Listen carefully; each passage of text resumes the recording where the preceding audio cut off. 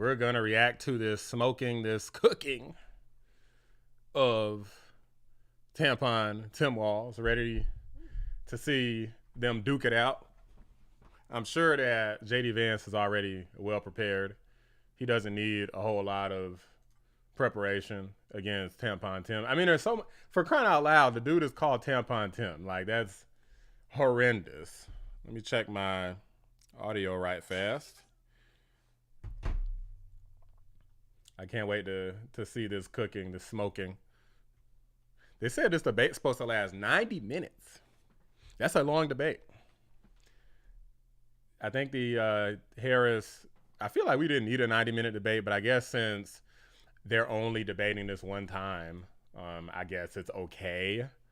So let me turn on. We are a little more than an hour out from the first and only planned vice presidential debate right here on CBS News. We'll have special coverage continuing at 8 p.m., but let's go back to the spin room for some final debate thoughts happening at like Burns 10? And Ed O'Keefe. I thought I saw you guys out of the corner of my eye taking a selfie. Because I thought they said 9. I didn't know they was talking about like 10 Not our first p.m. rodeo, but we've been having a lot of fun here as this room is starting to become really crowded. We've had senators come through. We've seen several different lawmakers, top Trump advisors right CBS behind us, talking to the press ahead of tonight. The countdown to the debate is just an hour. The countdown to Election Day is 35 Okay, days. So debate coverage starts at 9 p.m. Well, yeah, it says 9 p.m. Eastern until time. Election Day. Of course, early voting is underway. in 20 But states. like, is it just me right? or is So there could be CBS somebody like sitting pulling home my tonight finger going, you know here? what, I got to wait and see what the running mate's like. So the I'll VP cast my debate ballot tomorrow is in New after I York. watch It begins tonight, at 9 p.m. Eastern which is a big time, reason why this which is should basically be right done now. tonight. It ends For at those of you who've 10:30. joined us So later in the evening, we are at the CBS WTF. Broadcast Center here in New York, one of the largest studio spaces in the Big Okay. Apple. Studios that are normally used by talk shows, game See, shows this, in the hold past. on. This CBS can't be Sports is right. down the This hall. must be the wrong. One of the This must be a studios right- rerun. This must be a rerun. Okay, here we go. Maybe this is the right one. I paid for my own college, so I knew I'd have to start accumulating I a know lot I of ain't money, had his paying time student messed up, loans, so let me paying see. rent.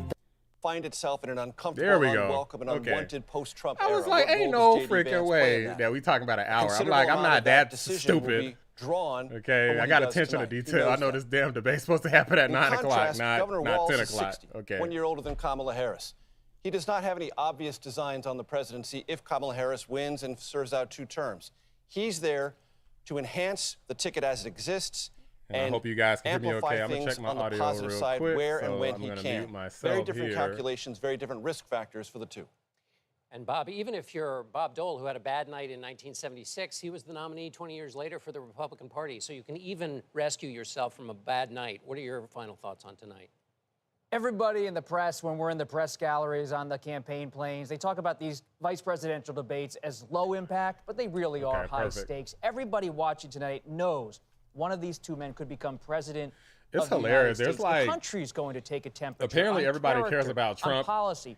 and Who Kamala, are these people who might and barely lead the country? barely anybody And one of cares them about might JD be Vance and leading Tim the Walz. country should a crisis But I happen, definitely think a heartbeat that this is away going to from be the interesting presidency. coverage We live in because a I time can't wait to of see Tampon assassination Tim attempts get on the exposed. Republican Okay, I nominee, cannot of political freaking violence wait. and of aging politicians. So it's no question that one day one of these people could be president. We hope all people live healthy God, lives. can and you serve imagine full terms, Tampon Tim but as you never know president? in American history. That's what Man, history this always dude, tells us. Mr. It's the Spirit other thing Hands. Is these incredible floods in North Carolina, which What also a is a freaking platform weirdo. for What a presidents. bozo. It is, because the handling of natural disasters is often a proxy for voters. I ain't gonna lie, like, of I'm gonna kind of confidence. keep their They audio look at low how until you the handle actual something debate like starts that, and they say, because "This person is capable these of handling commentators big, are boring as important hell. things." And that's why President Biden Wait, tomorrow is did- heading to when North did- Carolina and South Carolina and Florida and Georgia the next day. Okay, they're shaking. Was this like a practice? There, Tim Walz standing a lone man behind his lectern.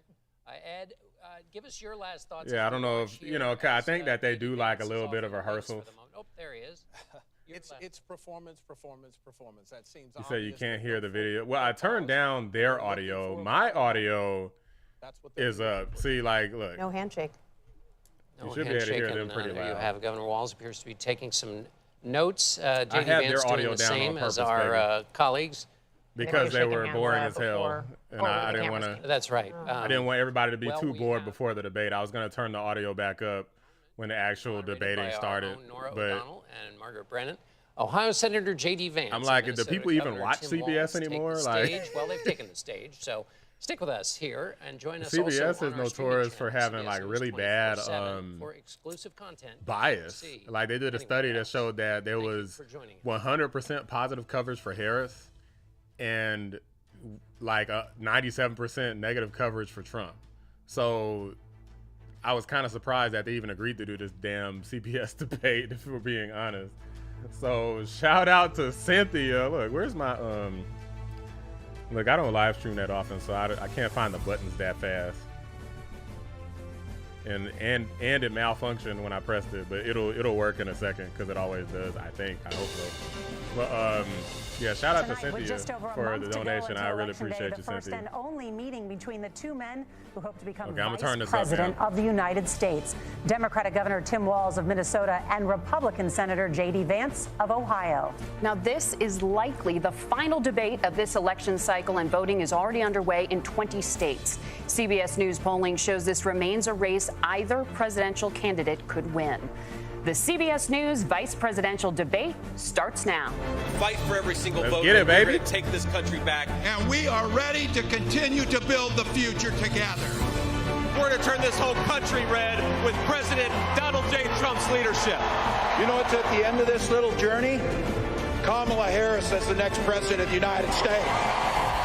This is a CBS News special, live from CBS News headquarters in New York. America Decides, the vice presidential debate. Good evening, I'm Nora O'Donnell, and thank you for joining us for tonight's CBS News vice presidential debate. We want to welcome our viewers on CBS, on other networks here in the U.S. and around the world. We have a consequential night ahead, and our focus is the issues that matter to you, the voter. Let's introduce the candidates. Minnesota's Democratic Governor Tim Walz and Ohio's Republican Senator J.D. Vance tonight meeting for the first time.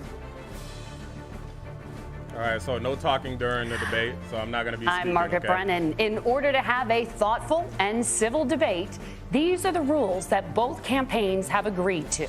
Questions will be directed at one candidate, who will have 2 minutes to respond. The other candidate will be allowed 2 minutes for rebuttal. Then each candidate will get another minute to make further points, with an additional 1 minute each at the discretion of the moderator. The primary role of the moderators is to facilitate the debate between the candidates, enforce the rules, and provide the candidates with the opportunity to fact-check claims made by each other. CBS News reserves the right to mute the candidates' microphones to maintain decorum. We have not shared the questions or topics with the campaigns. The stage is set. Governor, Senator, thank you for joining us. Let's get started. Tonight, our country is facing several unfolding crises. The Middle East is on the brink of war. Americans are suffering from the catastrophic impact of Hurricane Helene.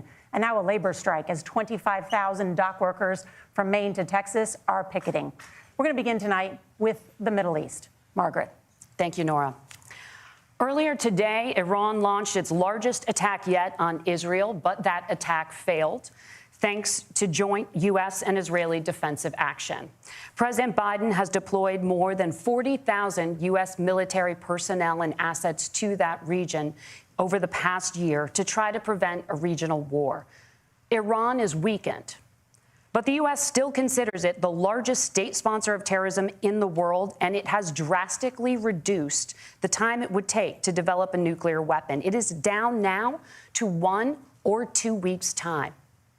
Governor Walz, if you were the final voice in the Situation Room, would you support or oppose a preemptive strike by Israel on Iran? You have 2 minutes. Well, thank you. And thank you for those joining at home tonight. Let's keep in mind where this started. October 7th, Hamas terrorists massacred over 1,400 Israelis and took prisoners.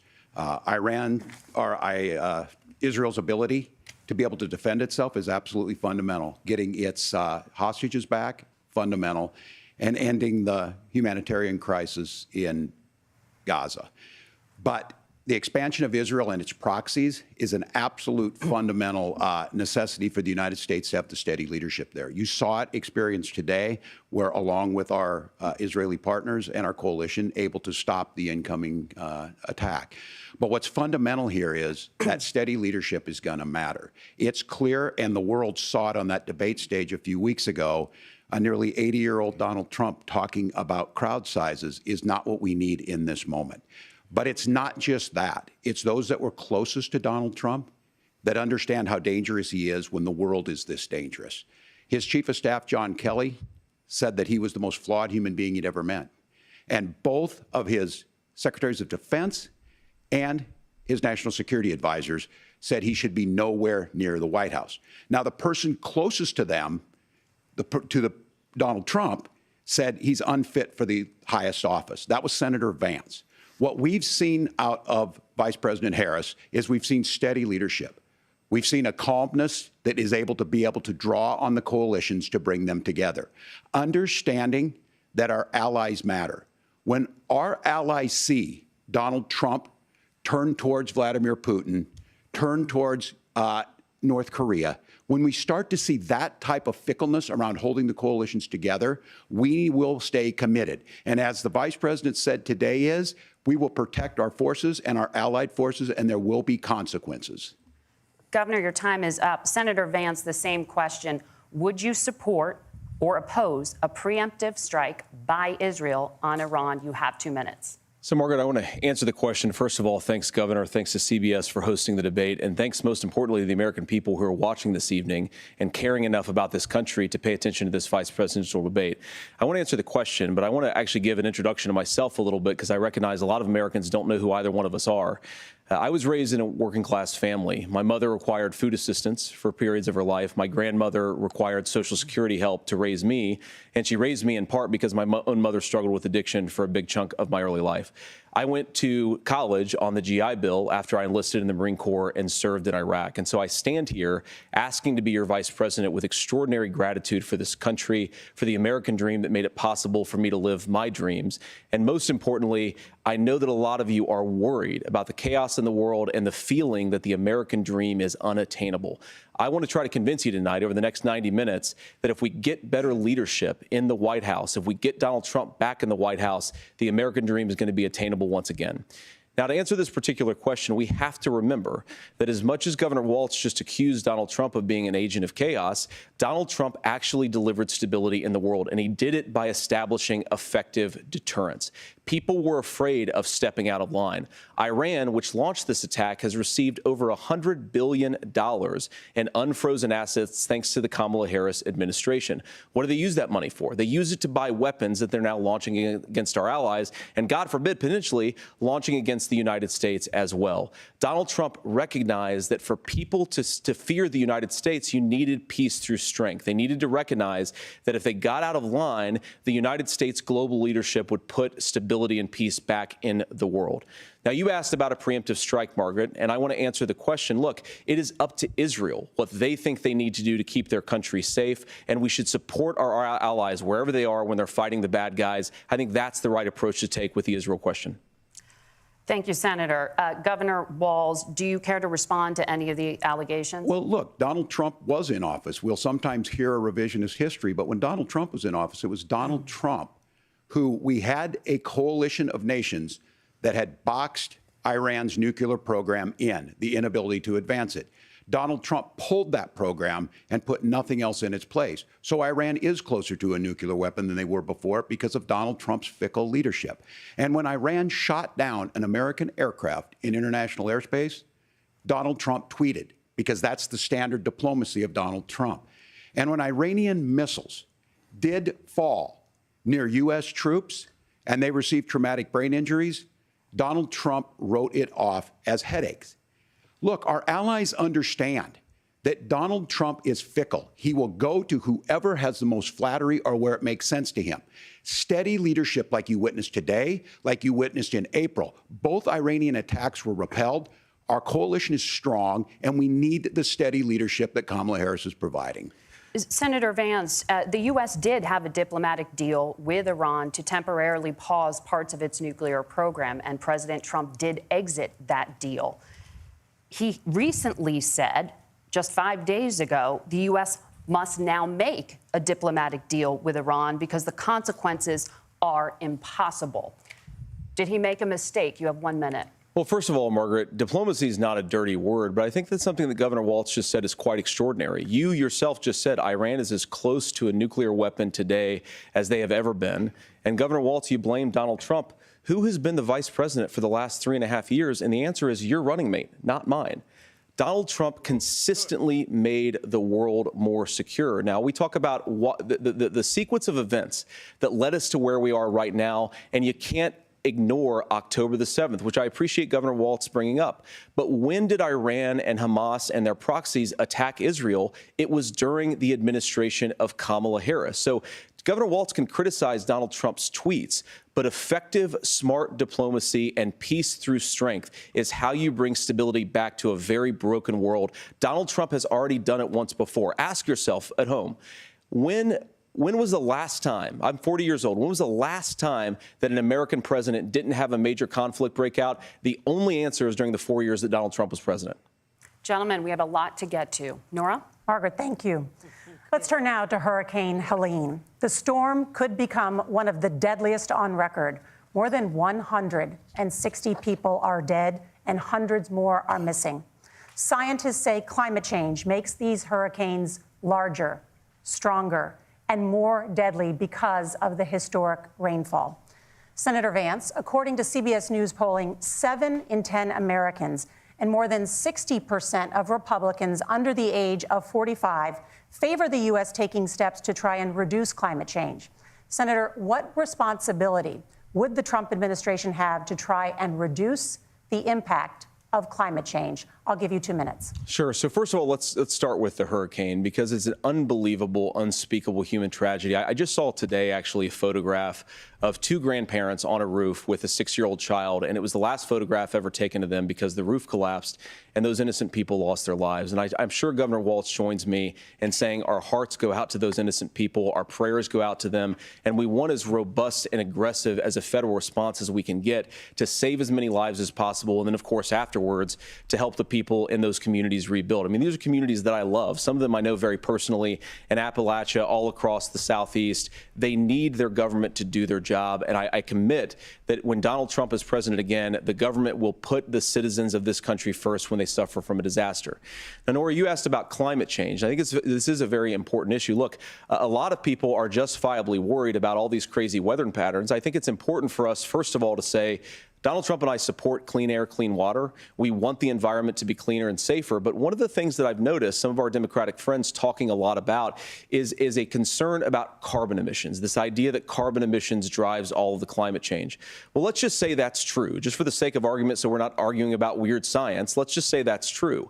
Well, if you believe that, what would you want to do? The answer is that you'd want to reshore as much American manufacturing as possible, and you'd want to produce as much energy as possible in the United States of America, because we're the cleanest economy in the entire world. What have Kamala Harris's policies actually led to? More energy production in China, more manufacturing overseas, more doing business in some of the dirtiest parts of the entire world. And when I say that, I mean the amount of carbon emissions they're doing per unit of economic output. So if we actually care about getting cleaner air and cleaner water, the best thing to do is to double down and invest in American workers and the American people. And unfortunately, Kamala Harris has done exactly the opposite. Governor Walz, you have 2 minutes to respond. Well, we got close to an agreement because all those things are happening. Look, first of all, it is a horrific tragedy with this hurricane. And my heart goes out to the folks that are down there in contact with the governors. I serve as co-chair of the Council of Governors as we work together on these emergency managements. Governors know no partisanship. They work together. So all of the governors and the emergency responders are on the ground. Those happen on the front end. The federal government comes in, makes sure they're there that we recover. But we're still in that phase where we need to make sure that they're staying there, staying focused. Now, look, coming back to the climate change issue, there's no doubt this thing roared onto the scene faster and stronger than anything we've seen. Senator Vance has said that there's a climate problem in the past. Donald Trump called it a hoax and then joked that these things would make more beachfront property to be able to invest in. What we've seen out of the Harris administration now, the Biden-Harris administration, is we've seen this investment. We've seen massive investments, the biggest in global history that we've seen in the Inflation Reduction Act, has created jobs all across the country. 2,000 in Jeffersonville, Ohio, taking the EV technology that we invented and making it here. 200,000 jobs across the country. The largest solar manufacturing plant in North America sits in Minnesota. But my farmers know climate change is real. They've seen 500-year droughts, 500-year floods back to back. But what they're doing is adapting, and this has allowed them to tell me, look, I harvest corn, I harvest soybean, and I harvest wind. We are producing more natural gas and more oil at any time than we ever have. We're also producing more clean energy. So the solution for us is to continue to move forward, that climate change is real.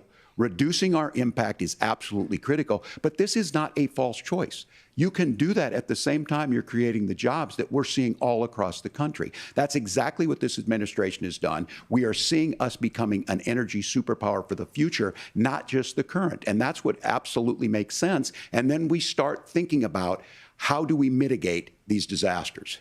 Thank you. Senator, I want to give you an opportunity to respond there. The governor mentioned that President Trump has called climate change a hoax. Do you agree? Well, look, what the president has said is that if the Democrats, in particular Kamala Harris and her leadership, if they really believe that climate change is serious, what they would be doing is more manufacturing and more energy production in the United States of America, and that's not what they're doing. So clearly, Kamala Harris herself doesn't believe her own rhetoric on this. If she did, she would actually agree with Donald Trump's energy policies. Now, something Governor Walz said I think is important to touch upon, because when we talk about clean energy, I think that's a slogan that often the Democrats will use here. And I'm talking, of course, about the Democratic leadership. And the real issue is that if you're spending hundreds of millions or even billions of dollars of American taxpayer money on solar panels that are made in China, number one, you're going to make the economy dirtier. We should be making more of those solar panels here in the United States of America. Some of them are, Tim, but a lot of them are being made overseas in China, especially the components that go into those solar panels. So if you really want to make the environment cleaner, you've got to invest in more energy production. We haven't built a nuclear facility, I think, one in the past 40 years. Senator. Natural gas, we got to invest more in it. Kamala Harris has done the opposite. That's raised energy prices and also meant that we're doing worse by the climate. Senator, your time is up. Governor, would you like to respond? Well, look, we're producing more natural gas than we ever have. There's no moratorium on that. We're producing more oil. But the folks know, and like I said again, these are not liberal folks. These are not folks that are Green New Deal folks. These are farmers that have been drought one year, massive flooding the next year. They understand that it makes sense. Look, our number one export cannot be topsoil from erosion from these massive storms. We saw it in Minnesota this summer. And thinking about how do we respond to that, we're thinking ahead on this. And what Kamala Harris has been able to do in Minnesota, we're starting to weatherproof some of these things. The infrastructure law that was passed allows us to think about mitigation in the future. How do we make sure that we're protecting by burying our power lines? How do we make sure that we're protecting lakefronts and things that we're seeing more and more of? But to call it a hoax and to take the oil company executives to Mar-a-Lago, say, give me money for my campaign, and I'll let you do whatever you want. We can be smarter about that, and an all-above energy policy is exactly what she's doing, creating those jobs right here. Governor, your time is up. The overwhelming consensus among scientists is that the Earth's climate is warming at an unprecedented rate. Margaret? Thank you, Nora. We're going to turn now to immigration. The crisis at the U.S.-Mexico border consistently ranks as one of the top issues for American voters. Senator Vance, your campaign is pledging to carry out the largest mass deportation plan in American history and to use the U.S. military to do so. Could you be more specific about exactly how this will work? For example, would you deport parents who have entered the U.S. illegally and separate them from any of their children who were born on U.S. soil? You have 2 minutes. So first of all, Margaret, before we talk about deportations, we have to stop the bleeding. We have a historic immigration crisis because Kamala Harris started and said that she wanted to undo all of Donald Trump's border policies. 94 executive orders suspending deportations, decriminalizing illegal aliens, massively increasing the asylum fraud that exists in our system. That has opened the floodgates. And what it's meant is that a lot of fentanyl is coming into our country. I had a mother who struggled with opioid addiction and has gotten clean. I don't want people who are struggling with addiction to be deprived of their second chance because Kamala Harris let in fentanyl into our communities at record levels. So you've got to stop the bleeding. You've got to re-implement Donald Trump's border policies, build the wall, re-implement deportations. And that gets me to your point, Margaret, about what do we actually do?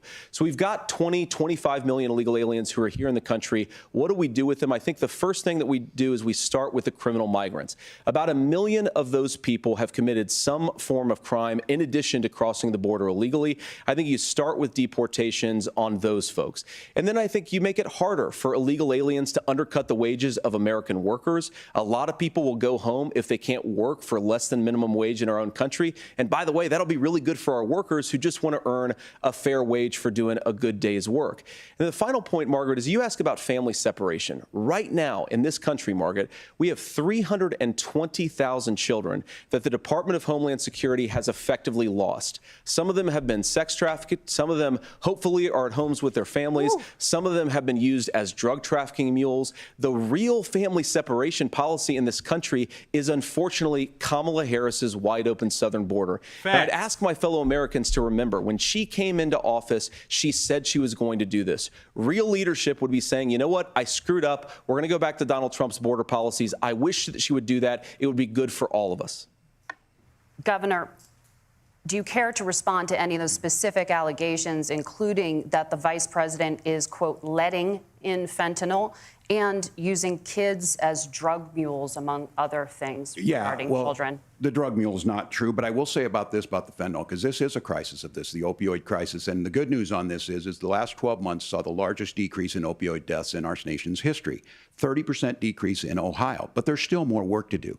But let's go back to this on immigration. Kamala Harris was the attorney general of the largest state and a border state in California. She's the only person in this race who prosecuted transnational gangs for human trafficking and drug interventions. But look, we all want to solve this. Most of us want to solve this, and that is the United States Congress. That's the Border Patrol agents. That's the Chamber of Commerce. That's most Americans out here. That's why we had the fairest and the toughest bill on immigration that this nation's seen. It was crafted by a conservative senator from Oklahoma, James Lankford. I know him. He's super conservative, but he's a man of principle, wants to get it done. Democrats and Republicans worked on this piece of legislation. The Border Patrol said, this is what we need in here. These are the experts. And the Chamber of Commerce and the Wall Street Journal said, pass this thing. Kamala Harris helped get there. 1,500 new border agents, detection for drugs, DOJ money to speed up these the adjudications on this, just what America wants. But as soon as I was getting ready to pass and actually tackle this, Donald Trump said no, told them to vote against it because it gives him a campaign issue. It gives him to, what would Donald Trump talk about if we actually did some of these things? And they need to be done by the legislature. You can't just do this through the executive branch. So look, we have the options to do this. Donald Trump had 4 years. He had 4 years to do this. And he promised you, America, how easy it would be. I'll build you a big, beautiful wall, and Mexico will pay for it. Less than 2% of that wall got built, and Mexico didn't pay a dime. But here we are again, 9 years after he came down that escalator, dehumanizing people and telling them what he was going to do. As far as the deportation plan, at one point, Senator Vance said it was so unworkable to be laughable. So that's where we're at. Pass the bill, she'll sign it. Governor, your time is up. Senator, the question was, will you separate parents from their children, even if their kids are U.S. citizens? You have 1 minute. Margaret, my point is that we already have massive child separations thanks to Kamala Harris's open border. And I didn't accuse Kamala Harris of inviting drug mules. I said that she enabled the Mexican drug cartels to operate freely in this country. And we know that they use children as drug mules, and it is a disgrace, and it has to stop. Look, I think what Tim said just doesn't pass the smell test. For 3 years, Kamala Harris went out bragging that she was going to undo Donald Trump's border policy. She did exactly that. We had a record number of illegal crossings. We had a record number of fentanyl coming into our country. And now that she's running for president, or a few months before, she says that somehow she got religion and cared a lot about a piece of legislation. The only thing that she did when she became the vice president, when she became the appointed border czar, was to undo 94 Donald Trump executive actions that opened the border. This problem is leading to massive problems in the United States of America. Parents who can't afford health care, schools that are overwhelmed. It's got to stop, and it will when Donald Trump is president again. Senator, your time is up. Governor, what about our CBS News polling, which does show that a majority of Americans, more than 50%, support mass deportations? Look, we fix this issue with a bill that is necessary, but the issue on this is what happens when you don't want to solve it. You demonize it. And we saw this, and Senator Vance, and it surprises me on this, talking about and saying, I will create stories to bring attention to this. That vilified a large number of people who were here legally in the community of Springfield. The Republican governor said, it's not true, don't do it. There's consequences for this. There's consequences. We could come together. Senator Langford did it. We could come together and solve this if we didn't let Donald Trump continue to make it an issue. And the consequences in Springfield were the governor had to send state law enforcement to escort kindergartners to school.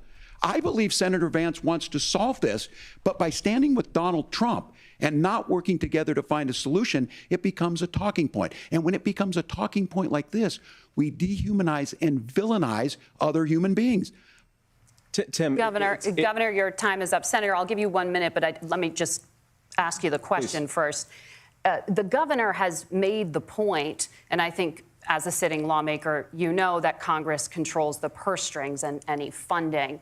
So you have said repeatedly that Donald Trump would, through executive action, solve this. Do you disagree that Congress controls the purse strings and would need to support many of the changes that you would actually want to implement? You have 1 minute. Look, Margaret, first of all, the gross majority of what we need to do at the southern border is just empowering law enforcement to do their job. I've been to the southern border more than our borders are. Kamala Harris has been. And it's actually heartbreaking because the Border Patrol agents, they just want to be empowered to do their job. Of course, additional resources would help. But most of this is about the president and the vice president empowering our law enforcement to say, if you try to come across the border illegally, you've got to stay in Mexico. You've got to go back through proper channels.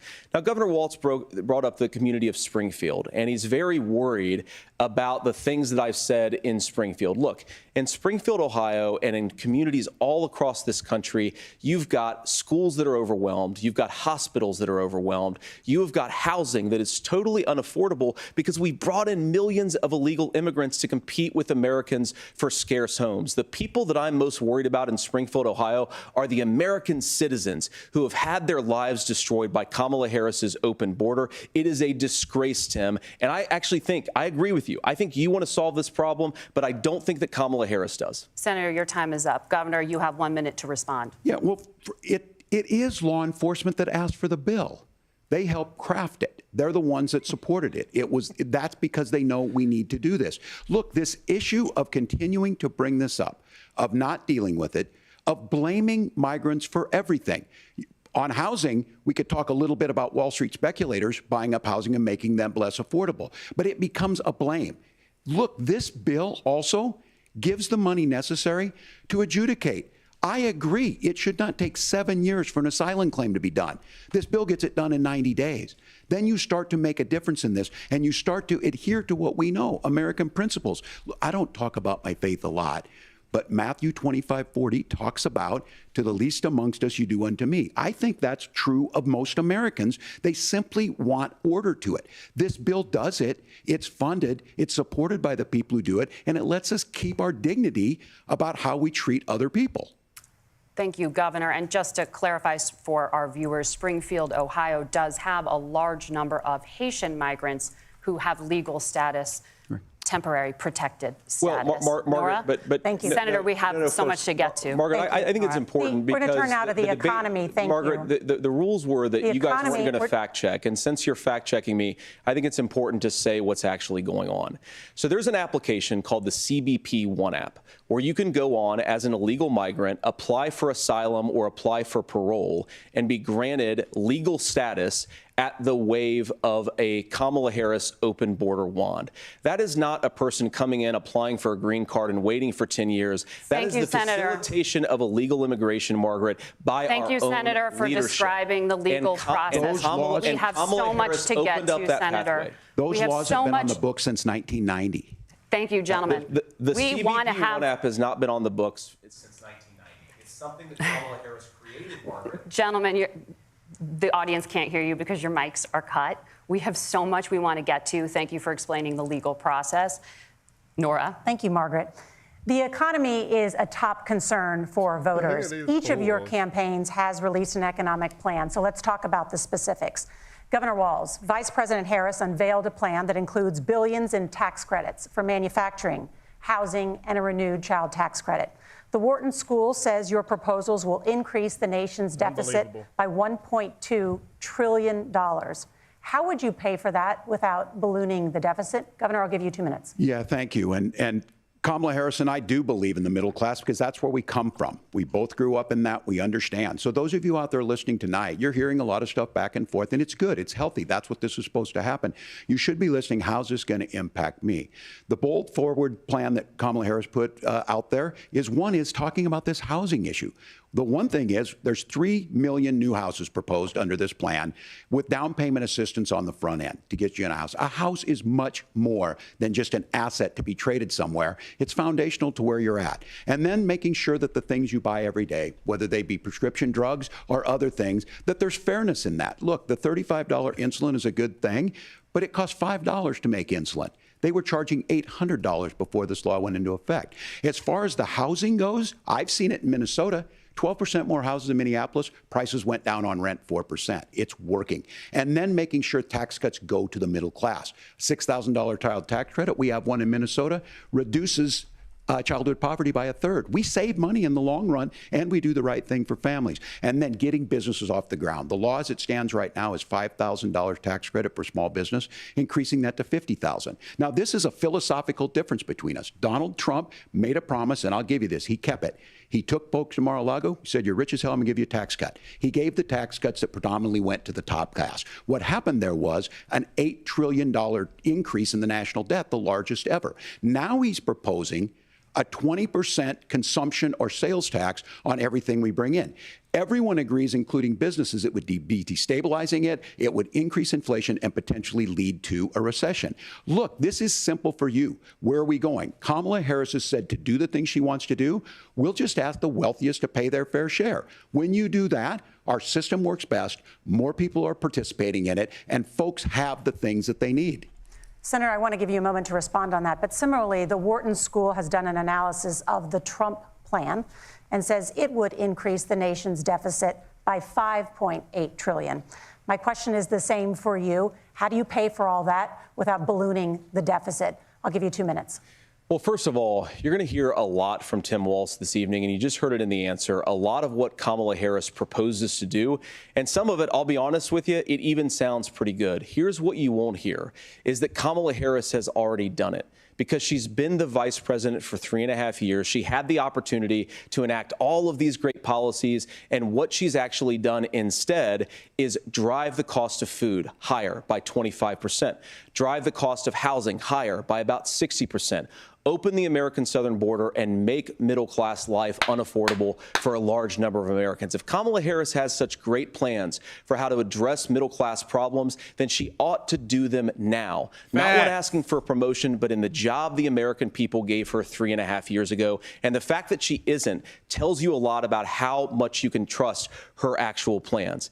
Now, Donald Trump's economic plan is not just a plan, but it's also a record.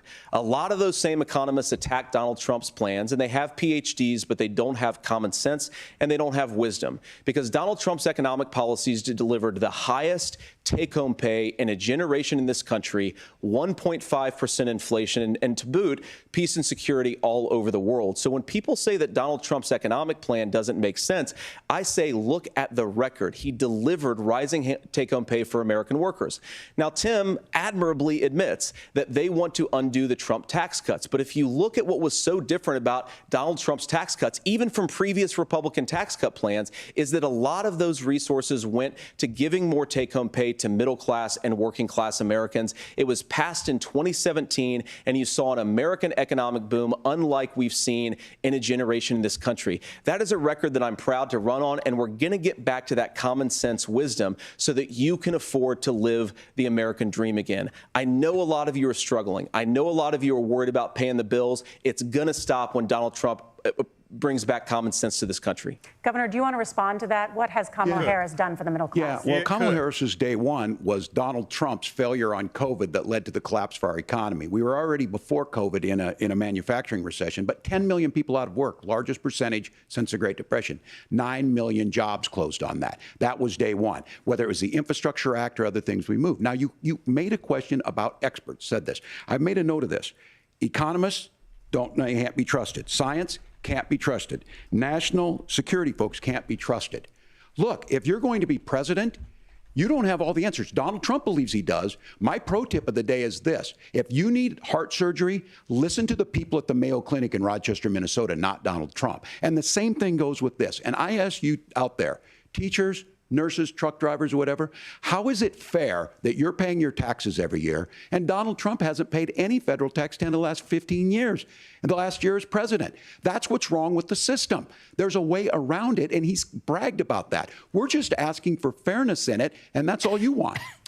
You have a minute. Governor, you say trust the experts. But those same experts for 40 years said that if we shipped our manufacturing base off to China, we'd get cheaper goods. They lied about that. They said if we shipped our industrial base off to other countries, to Mexico and elsewhere, it would make the middle class stronger. They were wrong about that. They were wrong about the idea that if we made America less self-reliant, less productive in our own nation, that it would somehow make us better off, and they were wrong about it. And for the first time in a generation, Donald Trump had the wisdom and the courage to say to that bipartisan consensus, we're not doing it anymore. We're bringing American manufacturing back. We're unleashing American energy. We're going to make more of our own stuff. And this isn't just an economic issue. I mean, I've got 3 beautiful little kids at home, 7, 4, and 2, and I love them very much, and I hope they're in bed right now. But look, so many of the drugs, the pharmaceuticals that we put in the bodies of our children are manufactured by nations that hate us. This has to stop, and we're not going to stop it by listening to experts. We're going to stop it by listening to common sense wisdom, which is what Donald Trump governed on. Senator, your time is up. Governor Walz, can you address that? I mean, voters say they trust Donald Trump on the economy more. Why? Well, if you're listening tonight and you want billionaires to get tax cuts, you heard what the numbers were. Look, I'm a union guy on this. I'm not a guy who wanted to ship things overseas, but I understand that, look, we produce soybeans and corn. We need to have fair trading partners. That's something that we believe in. I think the thing that most concerns me on this is Donald Trump was the guy who created the largest trade deficit in American history with China. So the rhetoric is good. Much of what the senator said right there, I'm in agreement with him on this. I watched it happen too. I watched it to my communities, and we talked about that. But we had people undercutting the right to collectively bargain. We had right to work states made it more difficult. We had companies that were willing to ship it over, and we saw people profit. Folks that are venture capital in some cases, putting money into companies that were overseas. We're in agreement that we bring those home. The issue is Donald Trump is talking about it. Kamala Harris has a record, 250,000 more manufacturing jobs just out of the IRA. May I respond to that? Yes. So appreciate that. So if you notice, what Governor Walz just did is he said, first of all, Donald Trump has to listen to the experts. And then when he acknowledged that the experts screwed up, he said, well, Donald Trump didn't do nearly as good of a job as the statistics show that he did. So what Tim Walz is doing, and I honestly, Tim, I think you got a tough job here, because you've got to play whack-a-mole. You've got to pretend that Donald Trump didn't deliver rising take-home pay, which of course he did. You've got to pretend that Donald Trump didn't deliver lower inflation, which of course he did. And then you've simultaneously got to defend Kamala Harris's atrocious economic record, which has made gas, groceries, and housing unaffordable for American citizens. I was raised by a woman who would sometimes go into medical debt so that she could put food on the table in our household. I know what it's like to not be able to afford the things that you need to afford. We can do so much better. To all of you watching, we can get back to an America that's affordable again. We just got to get back to common sense economic principles. I hope we have a conversation on health care then. Senator, Governor. Please. Thank you. Margaret? We have a lot to get to ahead, gentlemen, on many topics. But right now, I want to talk about personal qualifications. The vice president is often the last voice the president hears before making consequential decisions. We want to ask you about your leadership qualities. Governor Walz, you said you were in Hong Kong during the deadly Tiananmen Square protests in the spring of 1989. But Minnesota Public Radio and other media outlets are reporting that you actually didn't travel to Asia until August of that year. Uh-oh. Can you explain that discrepancy? Yeah, well, and to the folks out there who didn't get at the top of this, look, I grew up in small rural Nebraska, town Not of where 400, you grew up. town that you rode your bike with your buddies till the streetlights come on, and I'm proud of that service. I joined the National Guard at 17, worked on family farms, and then I used the GI Bill to become a teacher, passionate about it, a young teacher. My first year out, I got the opportunity in the summer of '89 to travel to China. 35 years ago, be able to do that. I came back home and then started a program to take young people there. We would take basketball teams, we would take baseball teams, we would take dancers, and we would go back and forth to China. The issue for that was to try and learn. Now look, my community knows who I am. They saw where I was at.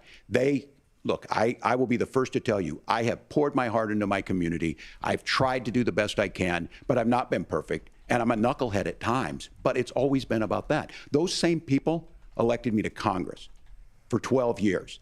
And in Congress, I was one of the most bipartisan people, working on things like farm bills that we got done, working on veterans benefits. And then the people of Minnesota were able to elect me to governor twice. So look, my commitment has been from the beginning to make sure that I'm there for the people, to make sure that I get this right. I will say more than anything, many times I will talk a lot, I will get caught up in the rhetoric, but being there, the impact it made, the difference it made in my life, I learned a lot about China. I hear the critiques of this. I would make the case that Donald Trump should have come on one of those trips with us. I guarantee you he wouldn't be praising Xi Jinping about COVID, and I guarantee you he wouldn't start a trade war that he ends up losing. So this is about trying to understand the world. It's about trying to do the best you can for your community, and then it's putting yourself out there and letting your folks understand what it is. My commitment, whether it be through teaching, which I was good at, or whether it was being a good soldier or was being a good member of Congress, those are the things that I think are the values that people care about.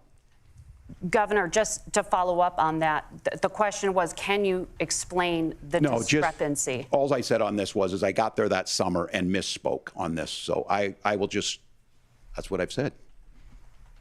So I was in Hong Kong and China during the democracy protests went in. And from that, I learned a lot of what needed to be in governance. Thank you, Governor. Senator Vance, in 2016, you called your running mate Donald Trump unfit for the nation's highest office, and you said he could be America's Hitler. I know you've been asked many times, and you've said you regret those comments and explained you then voted for Donald Trump in 2020. But the Washington Post reported new messages last week in which you also disparaged Trump's economic record while he was president, writing to someone in 2020, quote, Trump thoroughly failed to deliver his economic populism.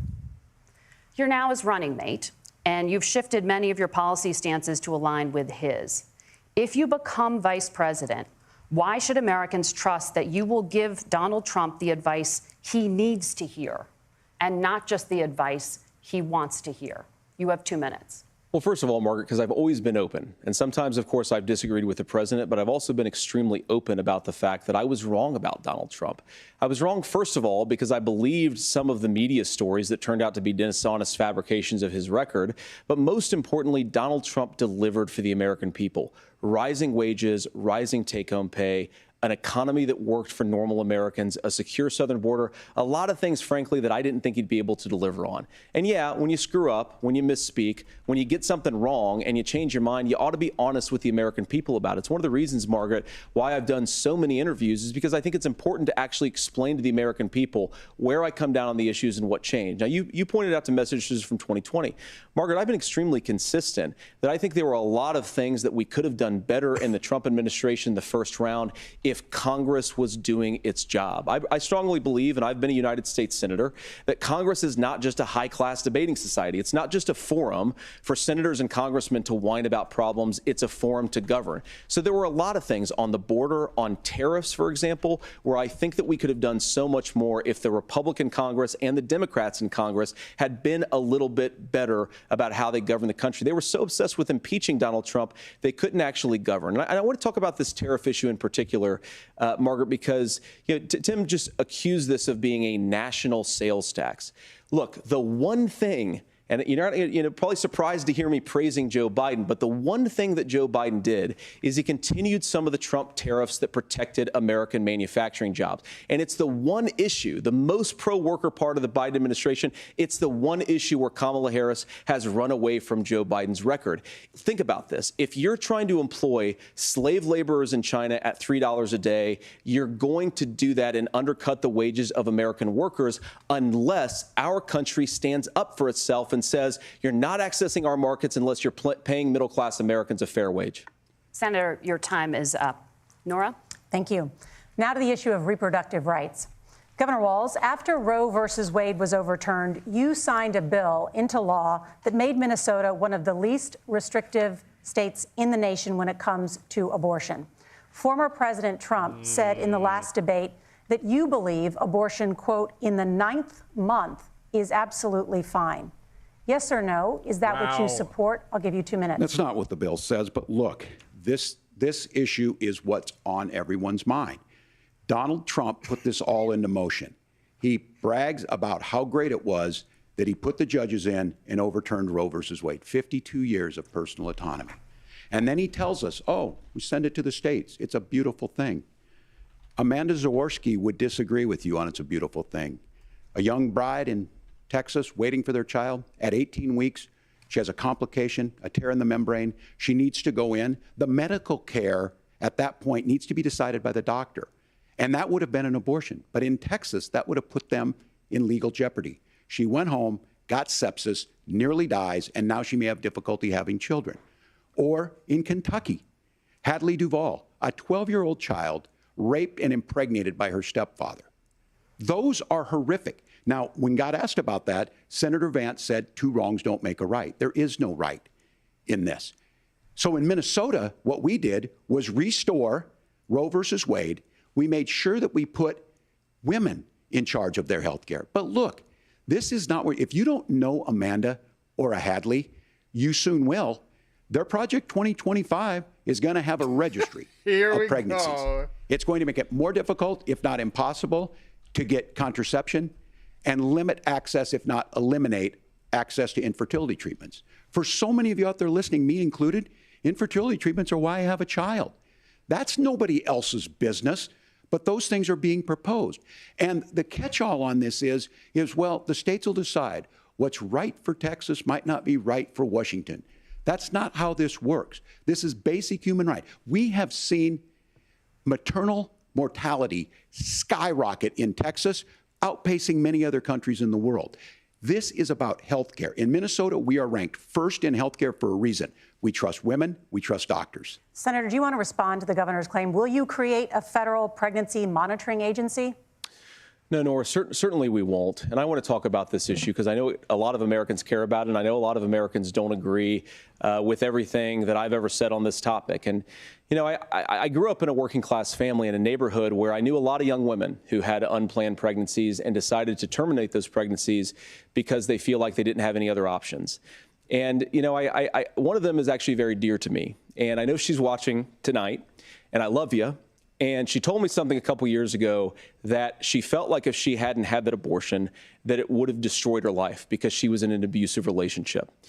And I think that what I take from that as a Republican who proudly wants to protect innocent life in this country, who proudly wants to protect the vulnerable, is that my party, we've got to do so much better of a job at earning the American people's trust back on this issue where they frankly just don't trust us. And I think that's one of the things that Donald Trump and I are endeavoring to do.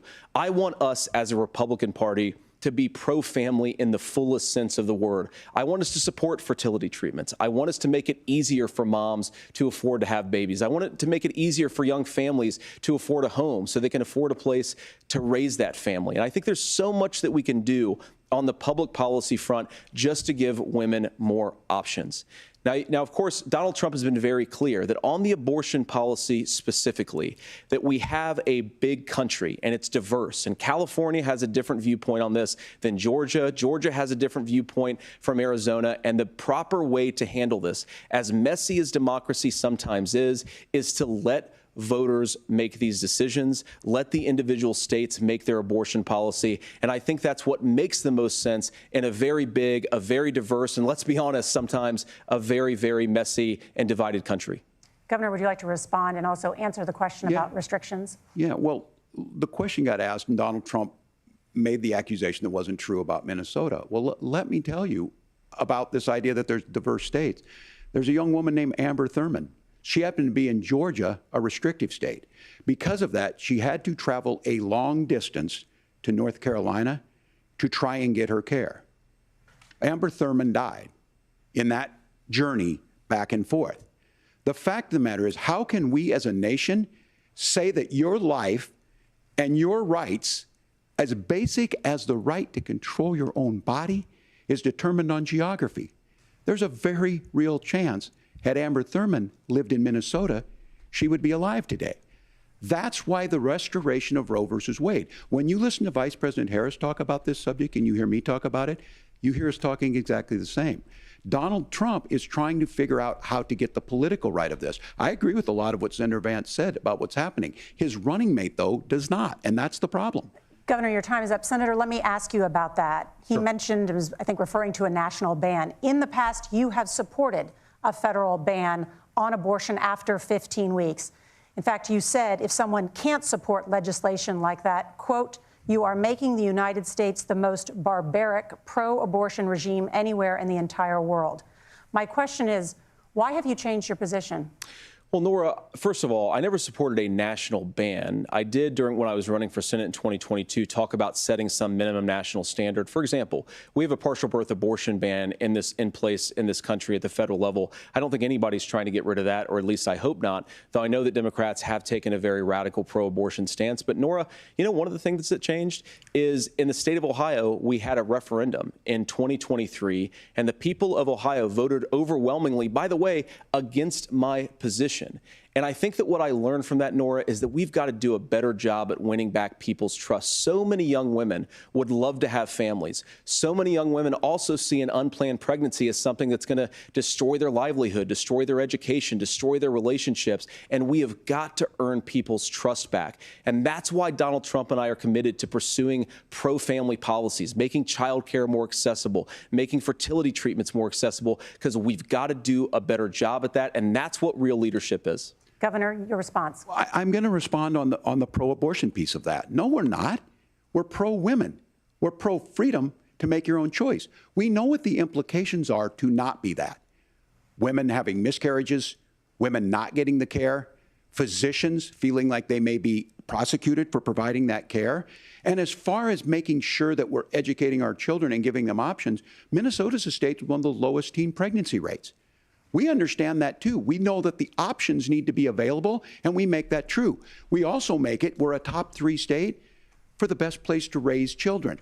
But these two things, to try and say that we're pro-children, but we don't like this, or you guys are pro-abortion, that's not the case at all. We are pro-freedoms for women to make their choices, and we're going, and Kamala Harris is making the case, to make options for children more affordable, a $6,000 child tax credit, but we're not going to base that on the backs of making someone like Amber Thurman drive 600 miles to try and get health care. Senator. May I respond to that? First of all, Governor, I agree with you. Amber Thurman should still be alive, and there are a lot of people who should still be alive, and I certainly wish that she was. And maybe you're free to disagree with me on this and explain this to me, but as I read the Minnesota law that you signed into law, the statute that you signed into law, it says that a doctor who presides over an abortion where the baby survives, the doctor is under no obligation to provide life-saving care to a baby who survives a botched late-term abortion. That is, I think, whether you're pro-choice or pro-abortion, that is fundamentally barbaric. And that's why I use that word, Nora, is because some of what we've seen, do you want to force Catholic hospitals to perform abortions against their will? Because Kamala Harris has supported suing Catholic nuns to violate their freedom of conscience. Wow. We can be a big and diverse country where we respect people's freedom of conscience and make the country more pro-baby and pro-family. But please. Yes, Governor, please respond. Look, this is one where there's always something there. This is a very simple proposition.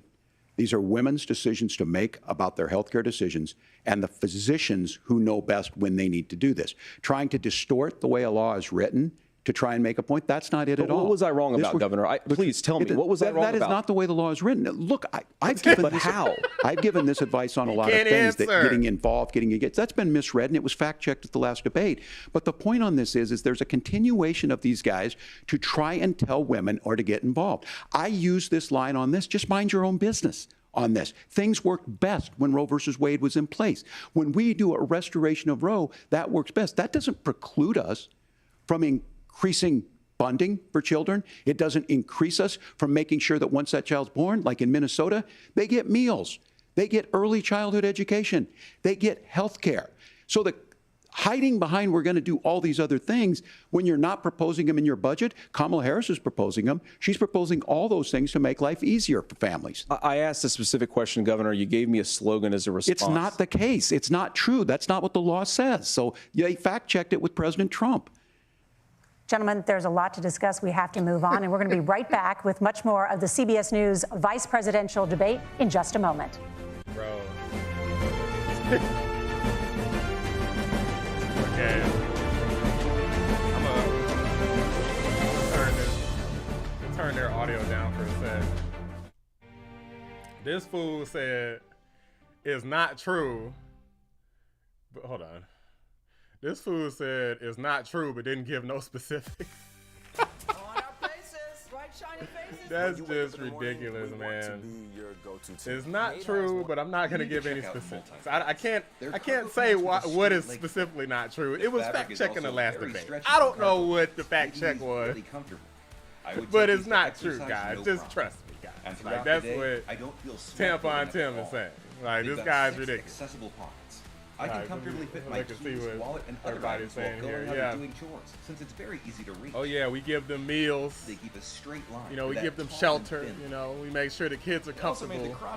You know, but if they happen to have a botched abortion, then, you know, just leave them on the countertop, and, you know, whatever happens, happens. Maybe the kid survives, maybe they do, maybe they don't. Who cares, right? This is something that he can't answer. Ever have these problems before the derailment? No, ma'am. Something Tampon Tim can't answer. We can assure the community that I like the fact that if y'all notice, he put his head down in shame. That was hilarious. This man put his head down in shame when they asked him about yo, what is this commercial like? These people would, okay. So he put his head down in shame when they asked him, well, how come you lied about going to China during this conflict? This fool Tampon Tim, Mr. Stolen Valor, lied, because that's what he does. He lies. But I do respect, so CBS, they're being weird in this debate. It's not like a 3-on-1 debate. It's not like the ABC debate, because that was just ridiculous. But it's still like they say they're not going to fact check, but then they wait until somebody is done answering, and then they try to like rebuttal their answer with what they believe are facts. And this is one of the things I don't like about the current media, is if you think something is factual, I really feel like you should let the politician get the last word on it. Like, you don't, as the news media, get the last word during the debate. Have post-debate commentary or something where you explain, well, I don't think this is true and here's why. But you don't, like, in the middle of the debate as a debate moderator, well, you know, we're going to call bullshit on that, so you're wrong. Tim, what do you think? Like, you can't do that, guys. Like, this is ridiculous. Make every day a little more like Sunday morning. So he shouldn't say nothing at that debate. It should be taken seriously as fact-checking since it's 3v1. Yeah, I mean, this one, I don't think that this one is quite 3v1. I do think that they're definitely maybe a little tougher on Vance than Tim.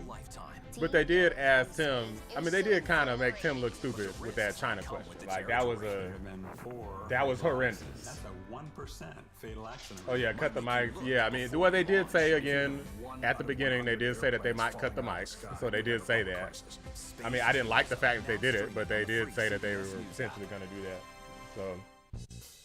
Superstar approaching, superstar approaching. Just get your popcorn and get ready. I mean, regardless of what's happening, I mean, JD Vance, he cooked. I mean, he cooked it pretty bad. So Vance is definitely winning this debate. She's the first black woman on the Supreme Court, and she's determined she And to be honest with you, I really feel like Vance could have did really poorly on that whole abortion thing. But he cooked on that too. Tim Walz sucked on that. But like, abortion is a really tough issue for Republicans because it's just not popular to be pro-life in this country, I guess. And Tim Walz still failed. How do you mess this up? Even cackling Kamala could have did okay on that point, but she failed at that. So. All right, I think they're back. I'm about to turn it back up.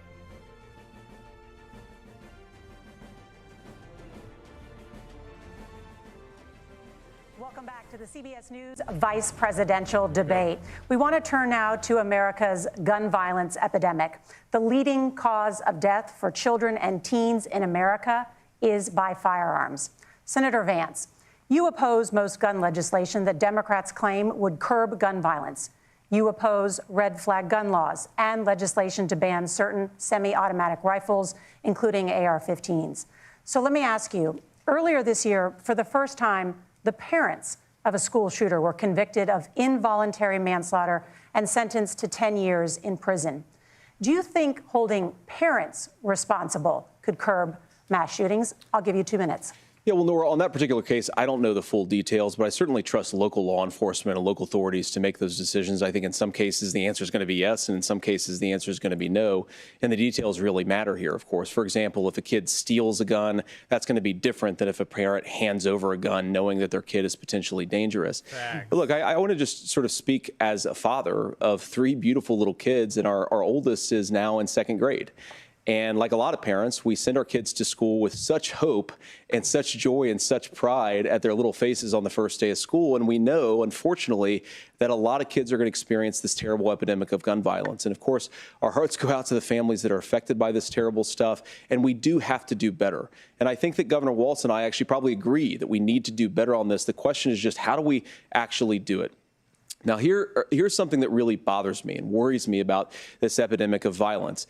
The gross majority, close to 90% in some of the statistics I've seen, of the gun violence in this country is committed with illegally obtained firearms. And while we're on that topic, we know that thanks to Kamala Harris's open border, we've seen a massive influx in the number of illegal guns run by the Mexican drug cartels. So that number, the amount of illegal guns in our country is higher today than it was 3.5 years ago. But what do we do about the schools? What do we do to protect our kids? And I think the answer is, and I say this not loving the answer, because I don't want my kids to go to school in a school that feels unsafe or where there are visible signs of security. But I unfortunately think that we have to increase security in our schools. We have to make the doors lock better. We have to make the doors stronger. We've got to make the windows stronger. And of course, we've got to increase school resource officers, because the idea that we can magically wave a wand and take guns out of the hands of bad guys, it just doesn't fit with recent experience. So we've got to make our schools safer. And I think we've got to have some common sense bipartisan solutions for how to do that. Governor, you have 2 minutes. Well, I think all the parents watching tonight, this is your biggest nightmare. Look, I got a 17-year-old, and he witnessed a shooting at a community center playing volleyball. Those things don't leave you. As a member of Congress, I sat in my office surrounded by dozens of the Sandy Hook parents, and they were looking at my 7-year-old picture on the wall. Their 7-year-old were dead, and they were asking us to do something. And look, I'm a hunter. I own firearms. The vice president is. We understand that the Second Amendment is there, but our first responsibility is to our kids to figure this out. In Minnesota, we've enacted enhanced red flag laws, enhanced background checks, and we can start to get data. But here's the problem. If we really want to solve this, we've got folks that won't allow research to be even done on gun violence.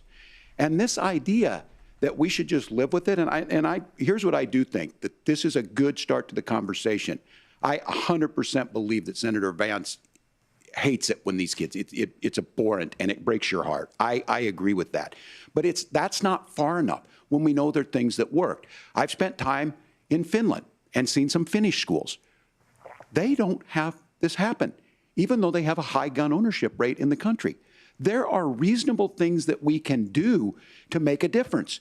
It's not infringing on your Second Amendment. And the idea to have some of these weapons out there, it just doesn't make any sense.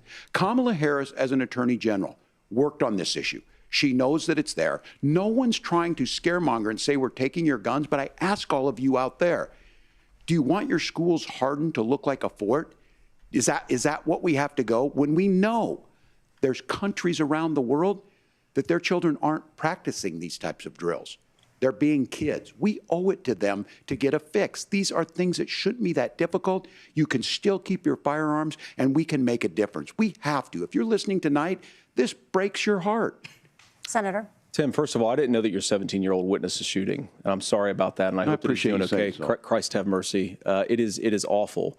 And I appreciate what Tim said, actually, about Finland, because I do think it illustrates some of the frankly, weird differences between our own country's gun violence problem and Finland. Is, okay, first of all, we have way higher rates of mental health abuse or mental health substance abuse.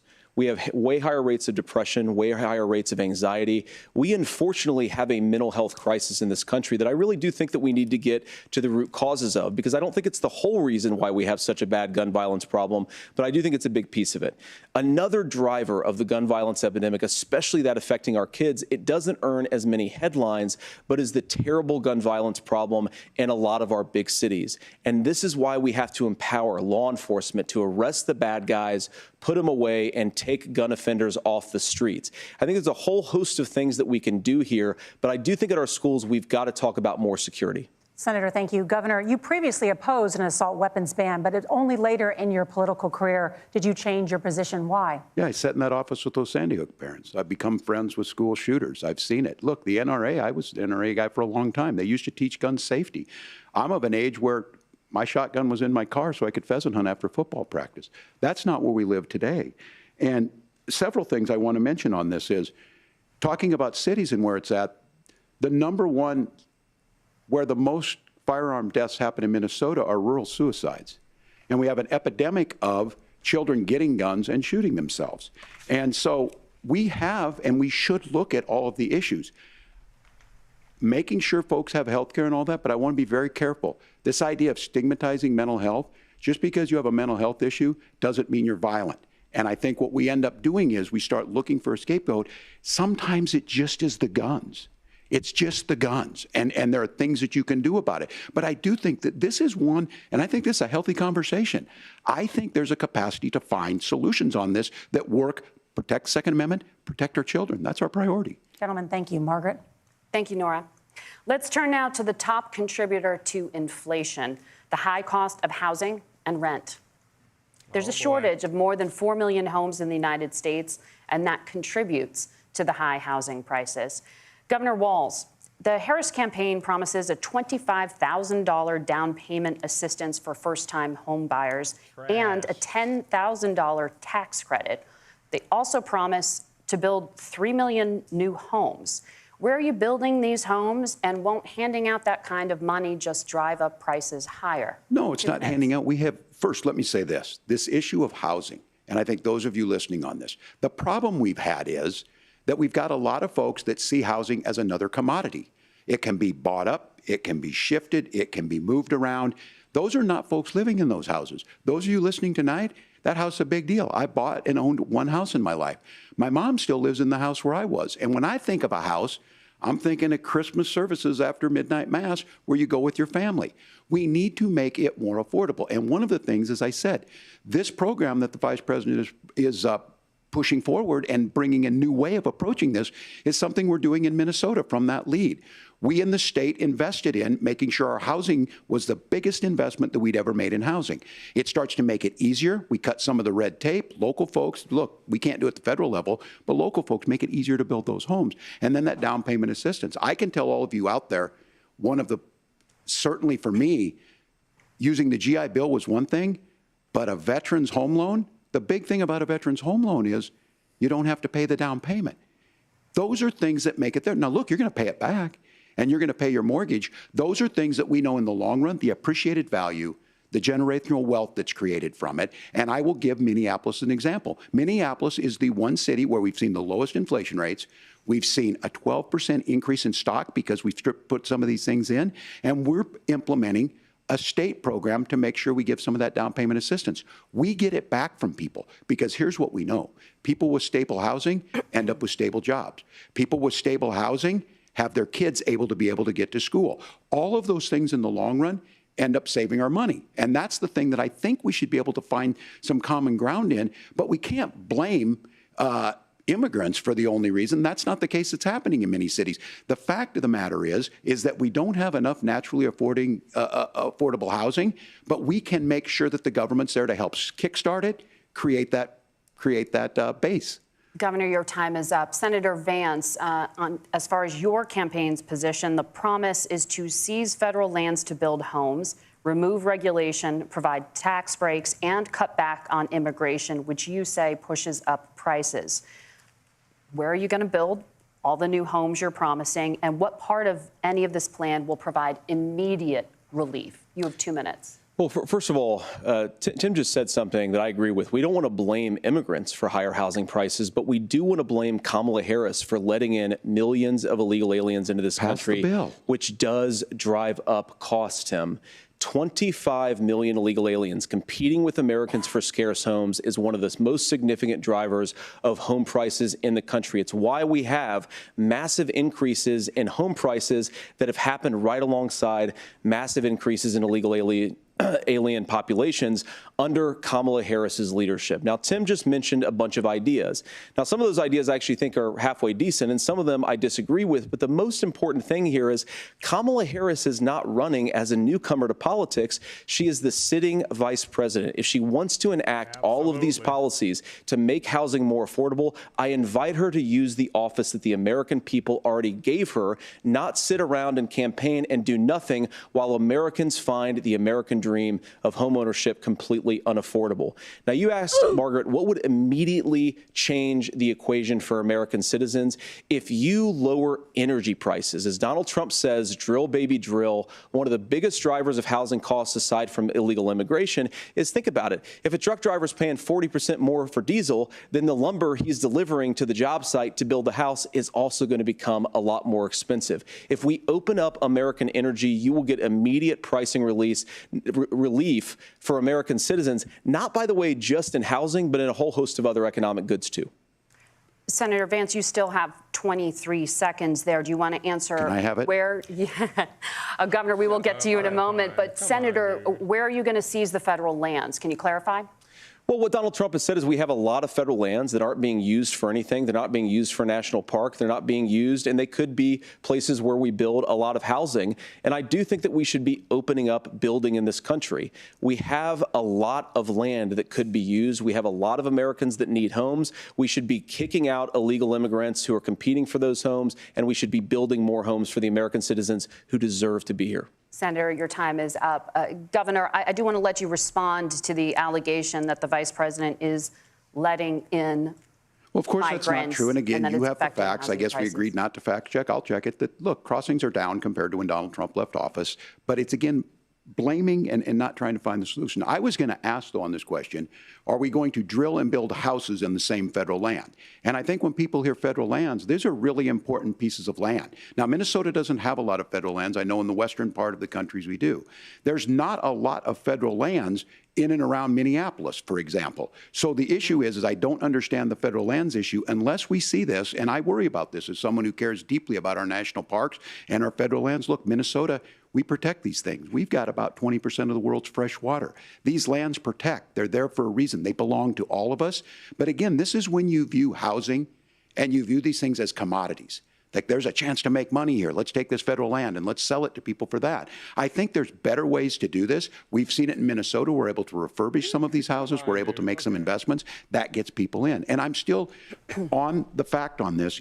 Economists, Senator Vance, you said you don't like the economists. Which economists are saying that it is immigrants that's adding to the cost? Governor, your time is up. But Senator, on that point, I'd like for you to clarify. There are many contributing factors to high housing costs. What evidence do you have that migrants are part of this problem? Well, there's a Federal Reserve study that we're happy to share after the debate. We'll put it up on social media, actually, that really drills down on the connection between increased levels of migration, especially illegal immigration, and higher housing prices. Now, of course, Margaret, that's not the entire driver of higher housing prices. It's also the regulatory regime of Kamala Harris. Look, we are a country of builders. We're a country of doers. We're a country of explorers. But we increasingly have a federal administration that makes it harder to develop our resources, makes it harder to build things, and wants to throw people in jail for not doing everything exactly as Kamala Harris says they have to do. And what that means is that you have a lot of people who would love to build homes who aren't able to build homes. I actually agree with Tim Walz. We should get out of this idea of housing as a commodity. But the thing that has most turned housing into a commodity is giving it away to millions upon millions of people who have no legal right to be here. What are the federal regulations? I deal with this as a governor. You can very quickly reply. I'm sorry. I get this as a governor, and I don't necessarily disagree with that in some cases, many of those are local. Many of them are state. I don't know which ones are federal, but I think whenever we talk regulations, people think they can get rid of them. I think you want to be able to get out of your house in a fire. I think you want to make sure that it's fireproof and those types of things. So which are the regulations? Because the vice president's not responsible for those. Congress writes those. Governor, thank you. Gentlemen, we have a lot to get to. You're passionate about the housing crisis, I can tell. But Nora? Thank you. One of the top problems facing Americans is the high cost of health care. Senator Vance, at the last presidential debate, former President Trump was asked about replacing the Affordable Care Act. In response, he said, "I have concepts of a plan." Since then, Senator, you've talked about changing how chronically ill Americans get health insurance. Can you explain how that would work? And can you guarantee that Americans with pre-existing conditions won't pay more? I'll give you 2 minutes. Well, of course, we're going to cover Americans with pre-existing conditions. In fact, a lot of my family members have gotten health care.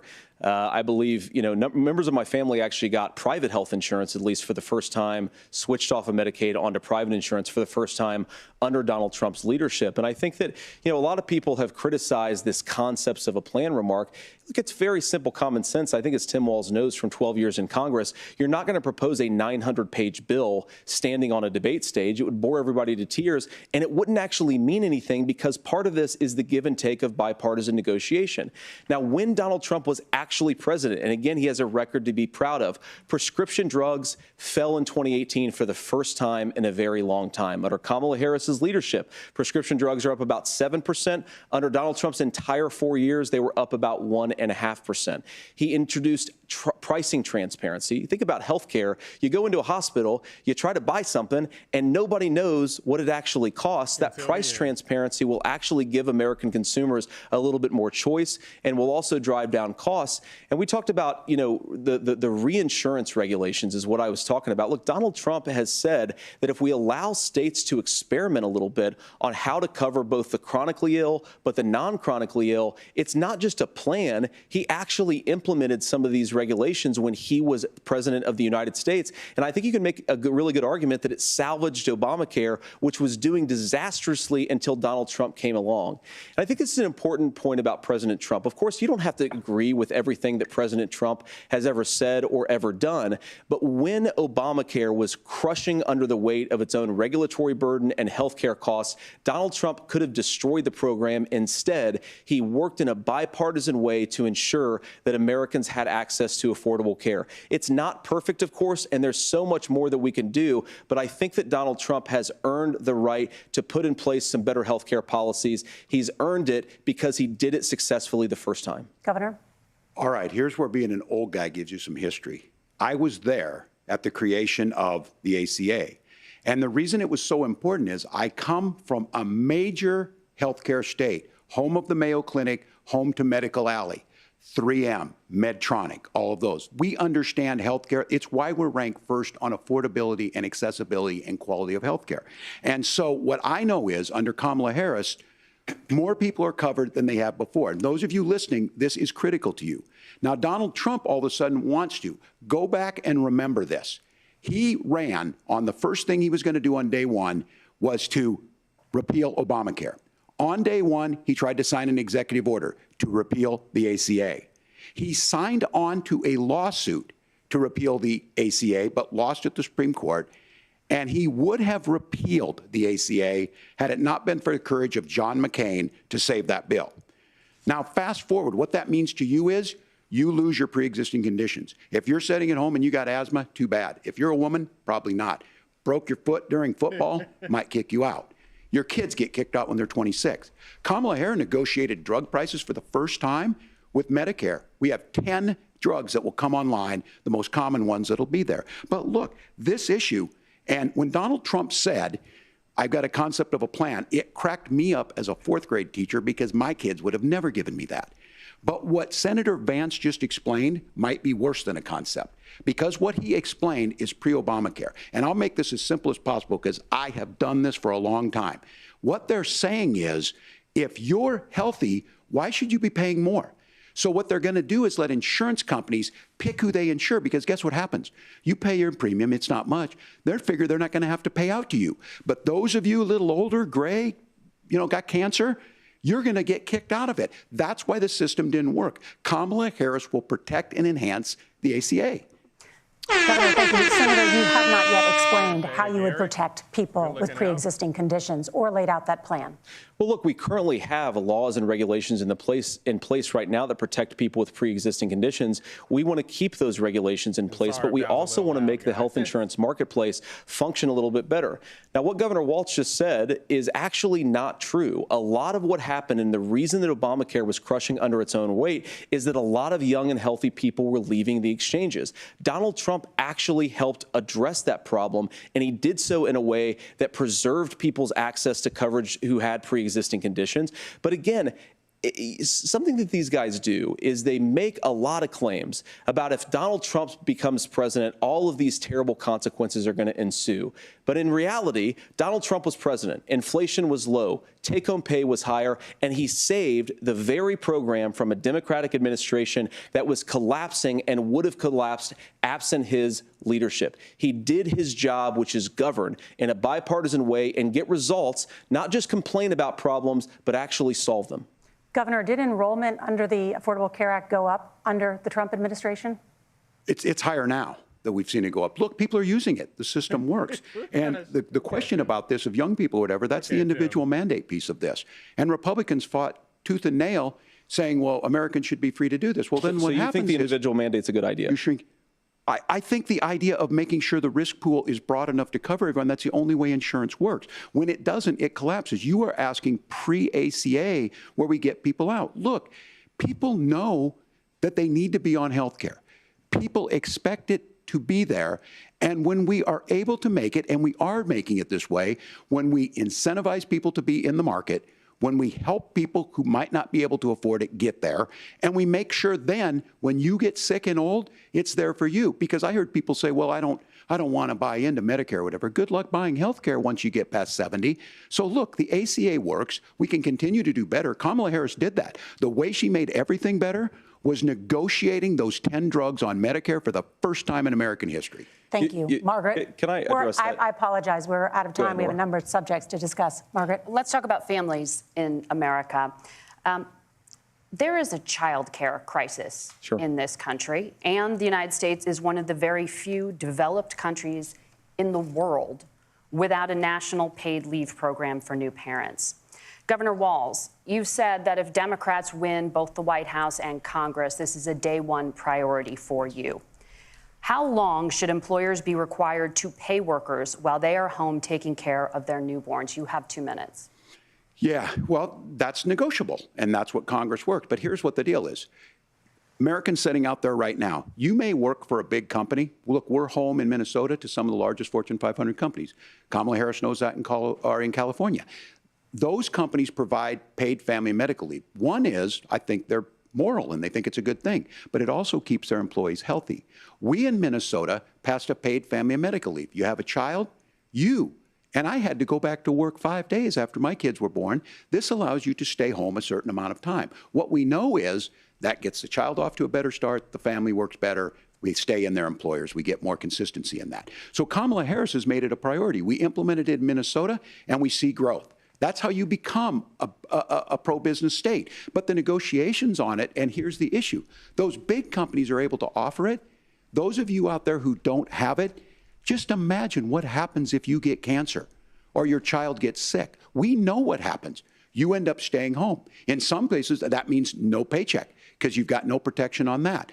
This is the case of an economy that Donald Trump has set for the wealthiest amongst us. He's willing to give those tax breaks to the wealthiest. He's willing to say, bust those unions up, do whatever. What we're saying is the economy works best when it works for all of us. And so a paid family medical leave program, and I will tell you, go to the families or go to the businesses and ask them. As far as childcare on this, you have to take it at both the supply and the demand side. You can't expect the most important people in our lives to take either our children or our parents to get paid the least amount of money.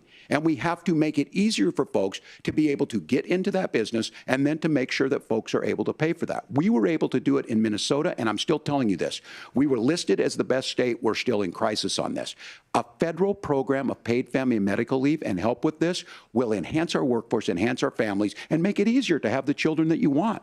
Governor, your time is up. Senator, do you support a national paid leave program? And if so, for how long should employers be mandated to pay their employees while they are home taking care of their newborn? You have 2 minutes. Yeah, well, first of all, Margaret, a number of my Republican colleagues and some Democrats, too, have worked on this issue. And I think there is a bipartisan solution here because a lot of us care about this issue. I mean, look, I speak from this very personally because I'm married to a beautiful woman who's an incredible mother to our 3 beautiful kids, but is also a very, very brilliant corporate litigator.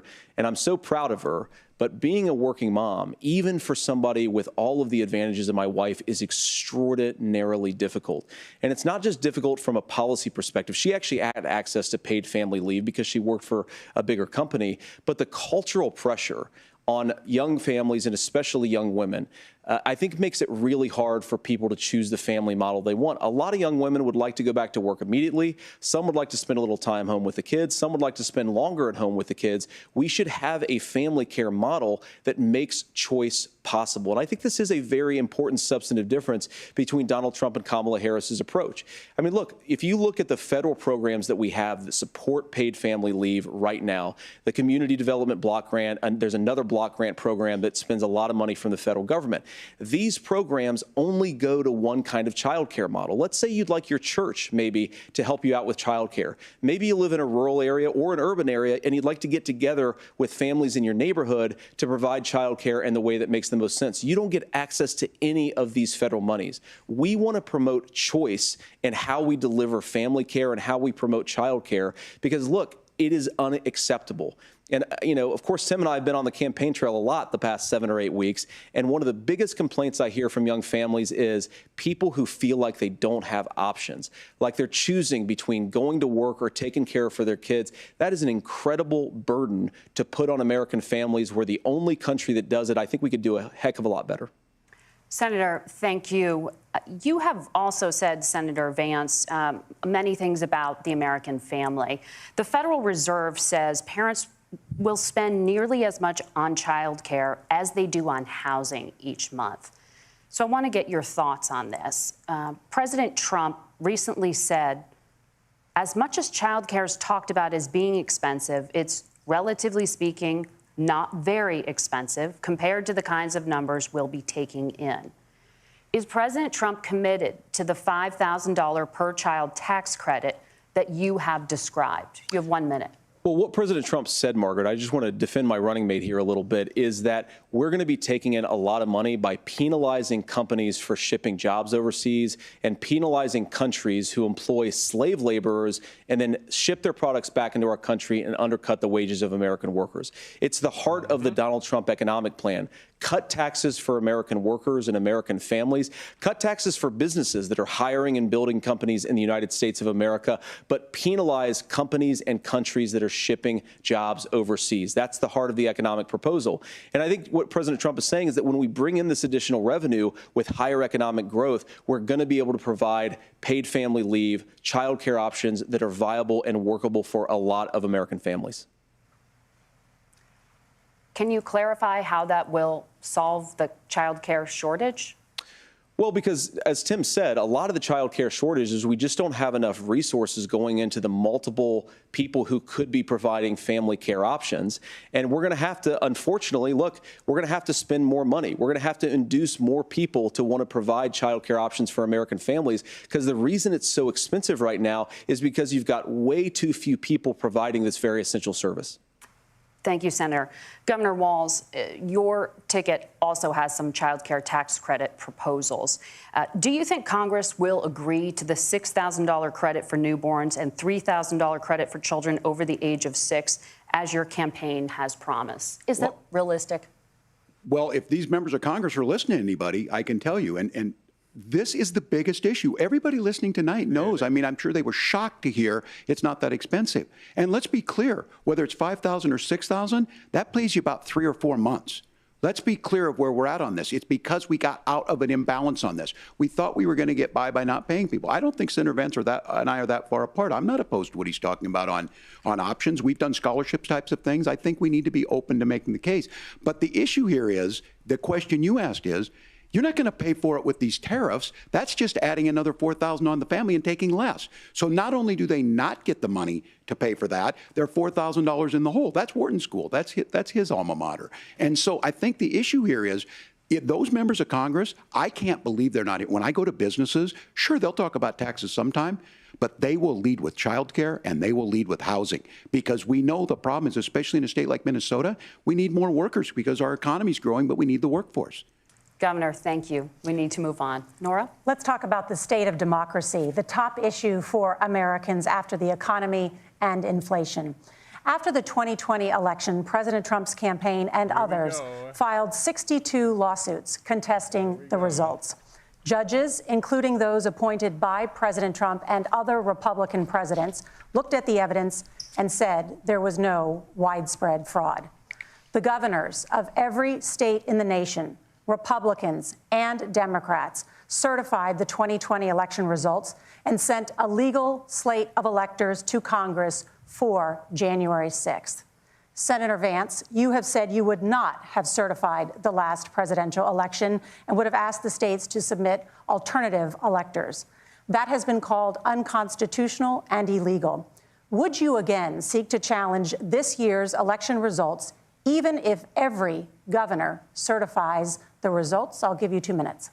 Well, Nora, first of all, I think that we're focused on the future. We need to figure out how to solve the inflation crisis caused by Kamala Harris's policies, make housing affordable, make groceries affordable, and that's what we're focused on. But I want to answer your question because you did ask it. Look, what President Trump has said is that there were problems in 2020, and my own belief is that we should fight about those issues, debate those issues peacefully in the public square, and that's all I've said, and that's all that Donald Trump has said. Remember, he said that on January the 6th, the protesters ought to protest peacefully. And on January the 20th, what happened? Joe Biden became the president. Donald Trump left the White House. And now, of course, unfortunately, we have all of the negative policies that have come from the Harris-Biden administration. I believe that we actually do have a threat to democracy in this country, but unfortunately, it's not the threat to democracy that Kamala Harris and Tim Walz want to talk about. It is the threat of censorship. It's Americans casting aside lifelong friendships because of disagreements over politics. It's big technology companies silencing their fellow citizens. And it's Kamala Harris saying that rather than debate and persuade her fellow Americans, she'd like to censor people who engage in misinformation. I think that is a much bigger threat to democracy than anything that we've seen in this country in the last 4 years, in the last 40 years. Now, I'm really proud, especially given that I was raised by 2 lifelong blue-collar Democrats, to have the endorsement of Bobby Kennedy Jr. and Tulsi Gabbard, lifelong leaders in the Democratic coalition. And of course, they don't agree with me and Donald Trump on every issue. We don't have to agree on every issue, but we're united behind a basic American First Amendment principle that we ought to debate our differences. We ought to argue about them. We ought to try to persuade our fellow Americans. Kamala Harris is engaged in censorship at an industrial scale. She did it during COVID. She's done it over a number of other issues. And that, to me, is a much bigger threat to democracy than what Donald Trump said when he said that protesters should peacefully protest on January the 6th. Governor? Well, I've enjoyed tonight's debate, and I think there was a lot of commonality here. And I'm sympathetic to misspeaking on things, and I think I might have with the senator. Me too, man. There's one though that this one is troubling to me, and I say that because I think we need to tell the story. Donald Trump refused to acknowledge this, and the fact is that I don't think we can be the frog in the pot and let the boiling water go up. He was very clear. I mean, he lost this election, and he said he didn't. 140 police officers were beaten at the Capitol that day. Some with the American flag, several later died. And it wasn't just in there. In Minnesota, a group gathered on the state capitol grounds in St. Paul and said, we're marching to the governor's residence and there may be casualties. The only person there was my son and his dog, who was rushed out crying by state police. That issue, and Mike Pence standing there as they were chanting, hang Mike Pence. Mike Pence made the right decision. So, Senator, it was adjudicated over and over and over. I worked with kids long enough to know, and I said as a football coach, sometimes you really want to win, but the democracy is bigger than winning an election. You shake hands, and then you try and do everything you can to help the other side win. That's what was at stake here. Now, the thing I'm most concerned about is the idea that imprisoning your political opponents, already laying the groundwork for people not accepting this. And a president's words matter. A president's words matter. People hear that. So I think this issue of settling our differences at the ballot box, shaking hands when we lose, being honest about it, but to deny what happened on January 6th, the first time in American history that a president or anyone tried to overturn a fair election and the peaceful transfer of power. And here we are 4 years later in the same boat. I will tell you this, that when this is over, we need to shake hands this election, and the winner needs to be the winner. This has got to stop. It's tearing our country apart. Margaret? Senator Vance, did you want to respond to that?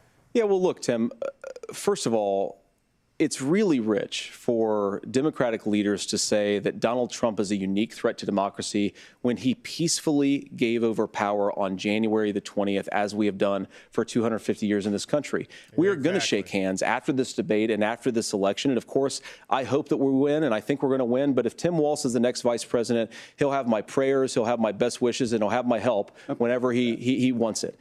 But we have to remember that for years in this country, Democrats protested the results of elections. Hillary Clinton in 2016 said that Donald Trump had the election stolen by Vladimir Putin because the Russians bought like $500,000 worth of Facebook ads. This has been going on for a long time.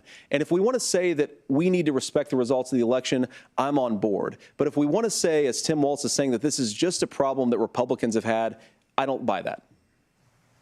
Governor. January 6th was not Facebook ads. And I think a revisionist history on this. Look, I don't understand how we got to this point. But the issue was that happened.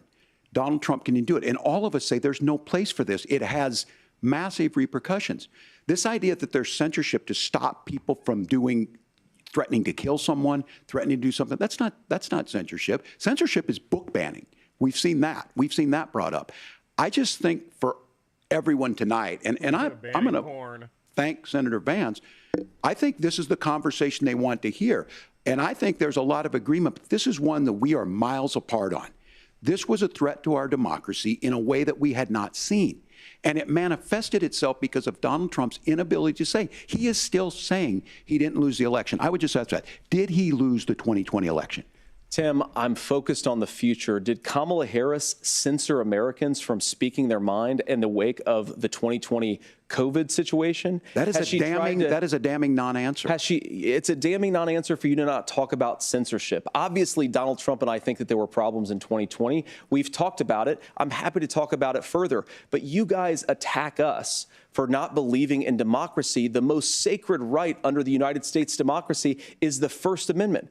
You yourself have said there's no First Amendment right to misinformation. Kamala Harris wants to use the power of government and big tech to silence people from speaking their minds. That is a threat to democracy that will long outlive this present political moment. I would like Democrats and Republicans to both reject censorship. Let's persuade one another. Let's argue about ideas, and then let's come together afterwards. You can't yell fire in a crowded theater. That's the test. That's the Supreme Court test. Tim, fire in a crowded theater. You guys wanted to kick people off of Facebook for saying that toddlers shouldn't wear masks. Senator, the governor does have the floor. Fire in a crowded theater. That is criticizing the policies of the government, which is the right of every American. Senator, the governor does have the floor for 1 minute to respond to you. Yeah. Well, I don't run Facebook. What I do know is I see a candidate out there who refused, and now again, and this, I'm pretty shocked by this. He lost the election. This is not a debate. It's not anything anywhere other than in Donald Trump's world. Because look, when Mike Pence made that decision to certify that election, that's why Mike Pence isn't on this stage. What I'm concerned about is, where is the firewall with Donald Trump? Where is the firewall if he knows he could do anything, including taking an election, and his vice president's not going to stand to it? That's what we're asking you, America. Will you stand up? Will you keep your oath of office, even if the president doesn't? And I think Kamala Harris would agree. She wouldn't have picked me if she didn't think I would do that, because of course that's what we would do. So America, I think you've got a really clear choice on this election of who's going to honor that democracy and who's going to honor Donald Trump. Governor, your time is up. Thank you, gentlemen. We will be right back with both of our candidates. The CBS News vice presidential debate continues.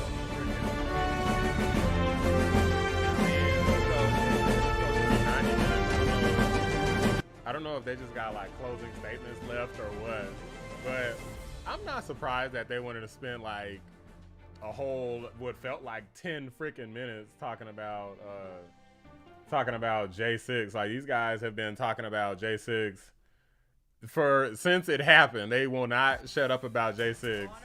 Well, I'm gonna take a quick commercial break. So. We want to be your go-to team. Nate has one of the quickest minds I've ever seen. Tony has a way of making people feel comfortable. Gail has this unbelievable knack to ask the question that you're asking at home. I've been told I could talk to a tree, and that's pretty much true. I don't go to work in the morning. Yeah, these guys are just ridiculous. Let me see what you guys are saying in chat here. Just got better. CBS Mornings, weekdays at 7. They're pro-women, but let a dude go into the women's bathrooms, women's gyms, and play sports. Yeah, exactly, Cynthia. You got the right idea. These people are not pro-women. They're pro-abortion. Let's make sure that's straight. They're not pro-choice. They're pro-abortion. Because when it came to them pandemic lockdowns, they didn't care about no my body, my choice stuff. Okay, they say, well, you can't impact other people. Well, an abortion impacts other people. It impacts the child, and for crying out loud, you don't even give the father a say most of the time. So yes, it does impact other people to get an abortion. Namely, I guarantee you that baby, if it had a choice, they'll pick life 100% of the time. Okay, guaranteed. Duty to warn other communities. If my daughter has to watch me die of cancer, at least it saves someone else. Yeah, I turned the mic up. It might still be kind of low, but I did turn it up. I turn it down a bit during the actual debating, so that you guys can, if I have some crazy outburst, you guys can actually still hear the actual debate rather than whatever my yammering is that's going on. So. But yeah, to be honest with you guys, I'm real tired of them talking about January 6th. They're forgetting about Hillary Clinton, she said Russia for years, and she's still saying that. Hillary Clinton never stopped. This is the thing about JD Vance.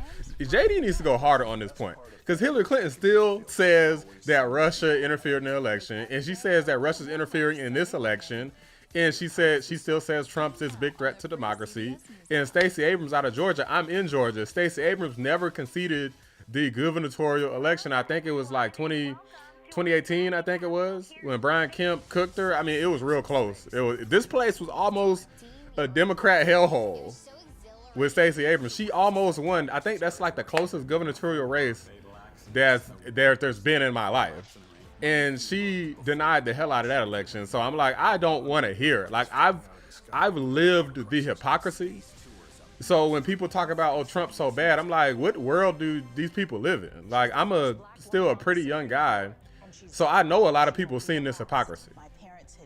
They're lying to say that they haven't, or to pretend like they haven't.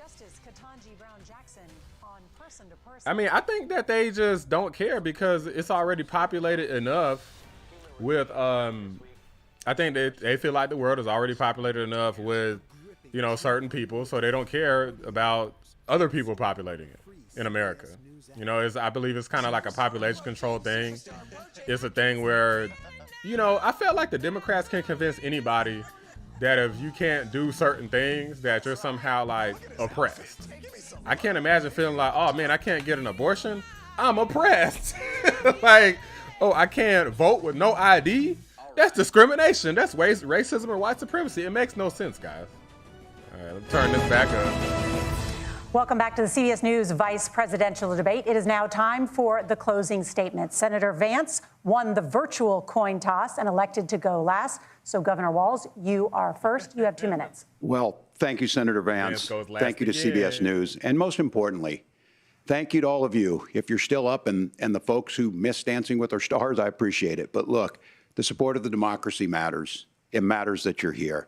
And I'm as surprised as anybody of this coalition that Kamala Harris has built, from Bernie Sanders to Dick Cheney to Taylor Swift, and a whole bunch of folks in between there. And they don't all agree on everything, but they are truly optimistic people. They believe in a positive future of this country and one where our politics can be better than it is. And I have to tell you, that better than it is the sense of optimism that there can be an opportunity economy that works for everyone, not just to get by, but to get ahead. And the idea that freedom really means something. Not the freedom of government to be in your bedroom or exam room, but the freedom for you to make choices about yourself. Now, look, we all know who Donald Trump is. He's told us, and as Maya Angelou said, believe him when he told you that. His first inaugural address talked about American carnage. And then he spent 4 years trying to maybe do that. Senator Vance tonight made it clear he will stand with Donald Trump's agenda. He will continue to push down that road. Excuse me. Kamala Harris gives us a different option. Now, I'll have to tell you, I'm going to be careful about the quotes, but there's one that Senator Vance said that does resonate with me. He said, Donald Trump makes the people I care about afraid. A lot of America feels that way. We don't need to be afraid. Franklin Roosevelt was right. All we have to fear is fear itself. Kamala Harris is bringing us a new way forward. She's bringing us a politics of joy. She's bringing real solutions for the middle class, and she's centering you at the heart of that. All the while asking everyone, join this movement, make your voices heard. Let's look for a new day where everybody gets that opportunity and everybody gets a chance to thrive. I humbly ask for your vote on November 5th for Kamala Harris. Governor Walz, thank you. Senator Vance, your closing statement. Well, I want to thank Governor Walz, you folks at CBS, and of course the American people for tuning in this evening. And one of the issues we didn't talk about was energy. And I remember when I was being raised by my grandmother, when she didn't have enough money to turn on the heat some nights because Ohio gets pretty cold at night and because money was often very tight. And I believe, as a person who wants to be your next vice president, that we are a rich and prosperous enough country where every American, whether they're rich or poor, ought to be able to turn on their heat in the middle of a cold winter night. That's gotten more difficult thanks to Kamala Harris's energy policies. I believe that whether you're rich or poor, you ought to be able to afford a nice meal for your family. That's gotten harder because of Kamala Harris's policies. I believe that whether you're rich or poor, you ought to be able to afford to buy a house. You ought to be able to live in safe neighborhoods. You ought to not have your communities flooded with fentanyl. And that, too, has gotten harder with because of Kamala Harris's policies. Now, I've been in politics long enough to do what Kamala Harris does when she stands before the American people and says that on day one, she's going to work on all these challenges I just listed. She's been the vice president for 3.5 years. Day one was 1,400 days ago, and her policies have made these problems worse. Now, I believe that we have the most beautiful country in the world. I meet people on the campaign trail who can't afford food, but have the grace and generosity to ask me how I'm doing and to tell me they're praying for my family. What that has taught me is that we have the greatest country, the most beautiful country, the most incredible people anywhere in the world. But they're not going to be able to achieve their full dreams with the broken leadership that we have in Washington. They're not going to be able to live their American dream if we do the same thing that we've been doing for the last 3.5 years. We need change. We need a new direction. We need a president who has already done this once before and did it well. Please vote for Donald Trump. And whether you vote for me or vote for Tim Walz, I just want to say I'm so proud to be doing this, and I'm rooting for you. God bless you, and good night. Senator Vance, thank you. And thank you both for participating in the only vice presidential debate of this election cycle. I'm Margaret Brennan. And I'm Nora O'Donnell. And a reminder, there are just 35 days until Election Day. Please get out and vote. And for all of us here at CBS News, thank you and good night.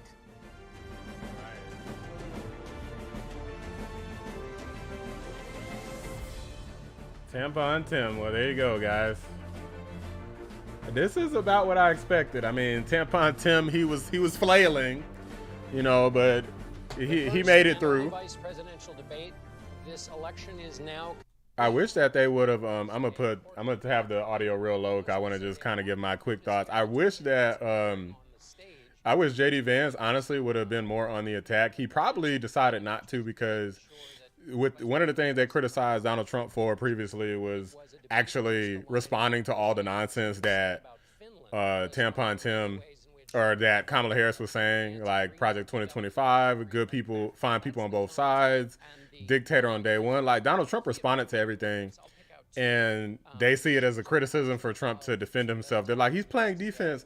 So JD Vance didn't really play a lot of defense. He kind of just went on the attack, or he kind of lowered the temperature. So let me see what they're saying here. Hold on. The members of the Trump administration who have attested to that. Vance came back and said there were no wars during the Trump administration. On the economy, I'll make a political point, which is that what Vance did was something Donald Trump was incapable of doing during his presidential debate, which is repeatedly saying, if Kamala Harris was going to do these things, why didn't she in office? Now, whether voters buy that or not, Tim Walz mentioned the Inflation Reduction Act and a variety of others, other items under Biden. But returning to that political point has worked in the past for Donald Trump against Hillary Clinton. We'll see if it works this time. I'd like to make a final point on tone. The J.D. Vance on that stage was very different than what people may have seen in podcasts. But then there was an air of unreality about it. He talked about bipartisan solutions with nuance of a kind we never saw during the Trump administration. He talked about Donald Trump almost as the defender of the Affordable Care Act. Donald Trump tried to kill the Affordable Care Act. And then I think at the very end of the debate, we saw something extraordinary. Tim Walz asked J.D. Vance if Donald Trump lost the election. He was incapable of answering that simple yes-no question. J.D. Vance can only get so far from the man at the top of the ticket, and that was on display in that one moment, although J.D. Vance was a different kind of person than we've seen in many instances. John, I think what you're saying is so important when we talk about demeanor, because of the expectation that was hanging over these candidates heading into tonight. J.D. Vance came to the stage with the lowest likability rating of all four candidates at the top of the ticket, and I think many people came in. Ain't no way in hell. Okay, that's they audio cut. Your audio cut, because I don't think nobody likes. I don't think nobody likes Tampon Tim over JD Vance. I don't care what nobody say. I know that they have TikTok. They have a TikTok account, and I think Tampon Tim has more followers than JD Vance. But like, the Kamala campaign also has more money, so they put money into buying ads to draw people to Tim's account, right? So then they could try to brag about, oh, people like Tim. Don't nobody like Tampon Tim, guys. But anyways. The only thing here, they mentioned that Trump didn't say enough that, well, why hasn't she done it? Trump strategically withheld that point to the end of the debate so that he could finish her at the end of the debate, but they're trying to act as though it was a bad thing that he didn't hammer that point home the entire debate. No, Trump had a great closing attack against Kamala Harris. No chance to rebuttal. Why hasn't she done it? Stuck in a lot of people's heads. I absolutely know that for sure. J.D. Vance couldn't use the same strategy because Trump already said it. So, you know, it just is what it is. But I do think that this is definitely a more fair debate than the ABC. The ABC was just ridiculous. I turned their audio off because these anchors are boring. So I turned their audio off. I'm not trying to hear nothing that they got to say right now because, of course, the only thing that they're doing is pretty much criticizing Vance and not criticizing Tim for whatever reason. But it is CBS we're talking about. Like all of these networks, unless you're talking about Fox News or Sky News Australia, then they're pretty much all woke as hell. So they're going to pretty much always look out for their people on the left shamelessly in like some shills. But these are, I mean, this is what I thought. I feel like JD Vance pretty much made it out on top of essentially every issue. I think the only thing that he kind of struggled a little bit with is the abortion issue. And I honestly think that was, I feel like Tampon Tim could have hit him a lot harder, and he didn't even do that. So I'm like, dude, Tim he just sucks. He just sucks. And I feel like he probably should have brought up his record for having a bunch of stuff burned down. When you brought up January 6th, he should have brought up Minneapolis and all them freaking fires and BLM and all that stuff. I don't know who advised JD Vance not to talk about it. I don't know if he forgot about it or whatever, but he should have brought up the tampons in the boys' bathrooms. He should have brought up all the fires in Minneapolis. There was a lot of stuff that JD Vance didn't really attack Tim for. He wasn't that adversarial during this debate. And I'm not exactly sure if that was a strategy of his. JD Vance was kind of like cordial and friendly. So maybe he's trying to be a juxtaposition of Trump, because Trump is always seen as like he's angry or something, which he is. And Trump admits he is, and he should be angry. JD Vance is kind of trying to be a little bit more friendly, including even during the debate. I'm not sure if I agree with that strategy, but I don't know. We'll have to see what happens. But anyway, guys, I'm about to call it a wrap, but I appreciate you all joining. Be sure to drop likes on the way out, okay? If you're here, be sure to drop likes on the video. Again, shout out to Gary.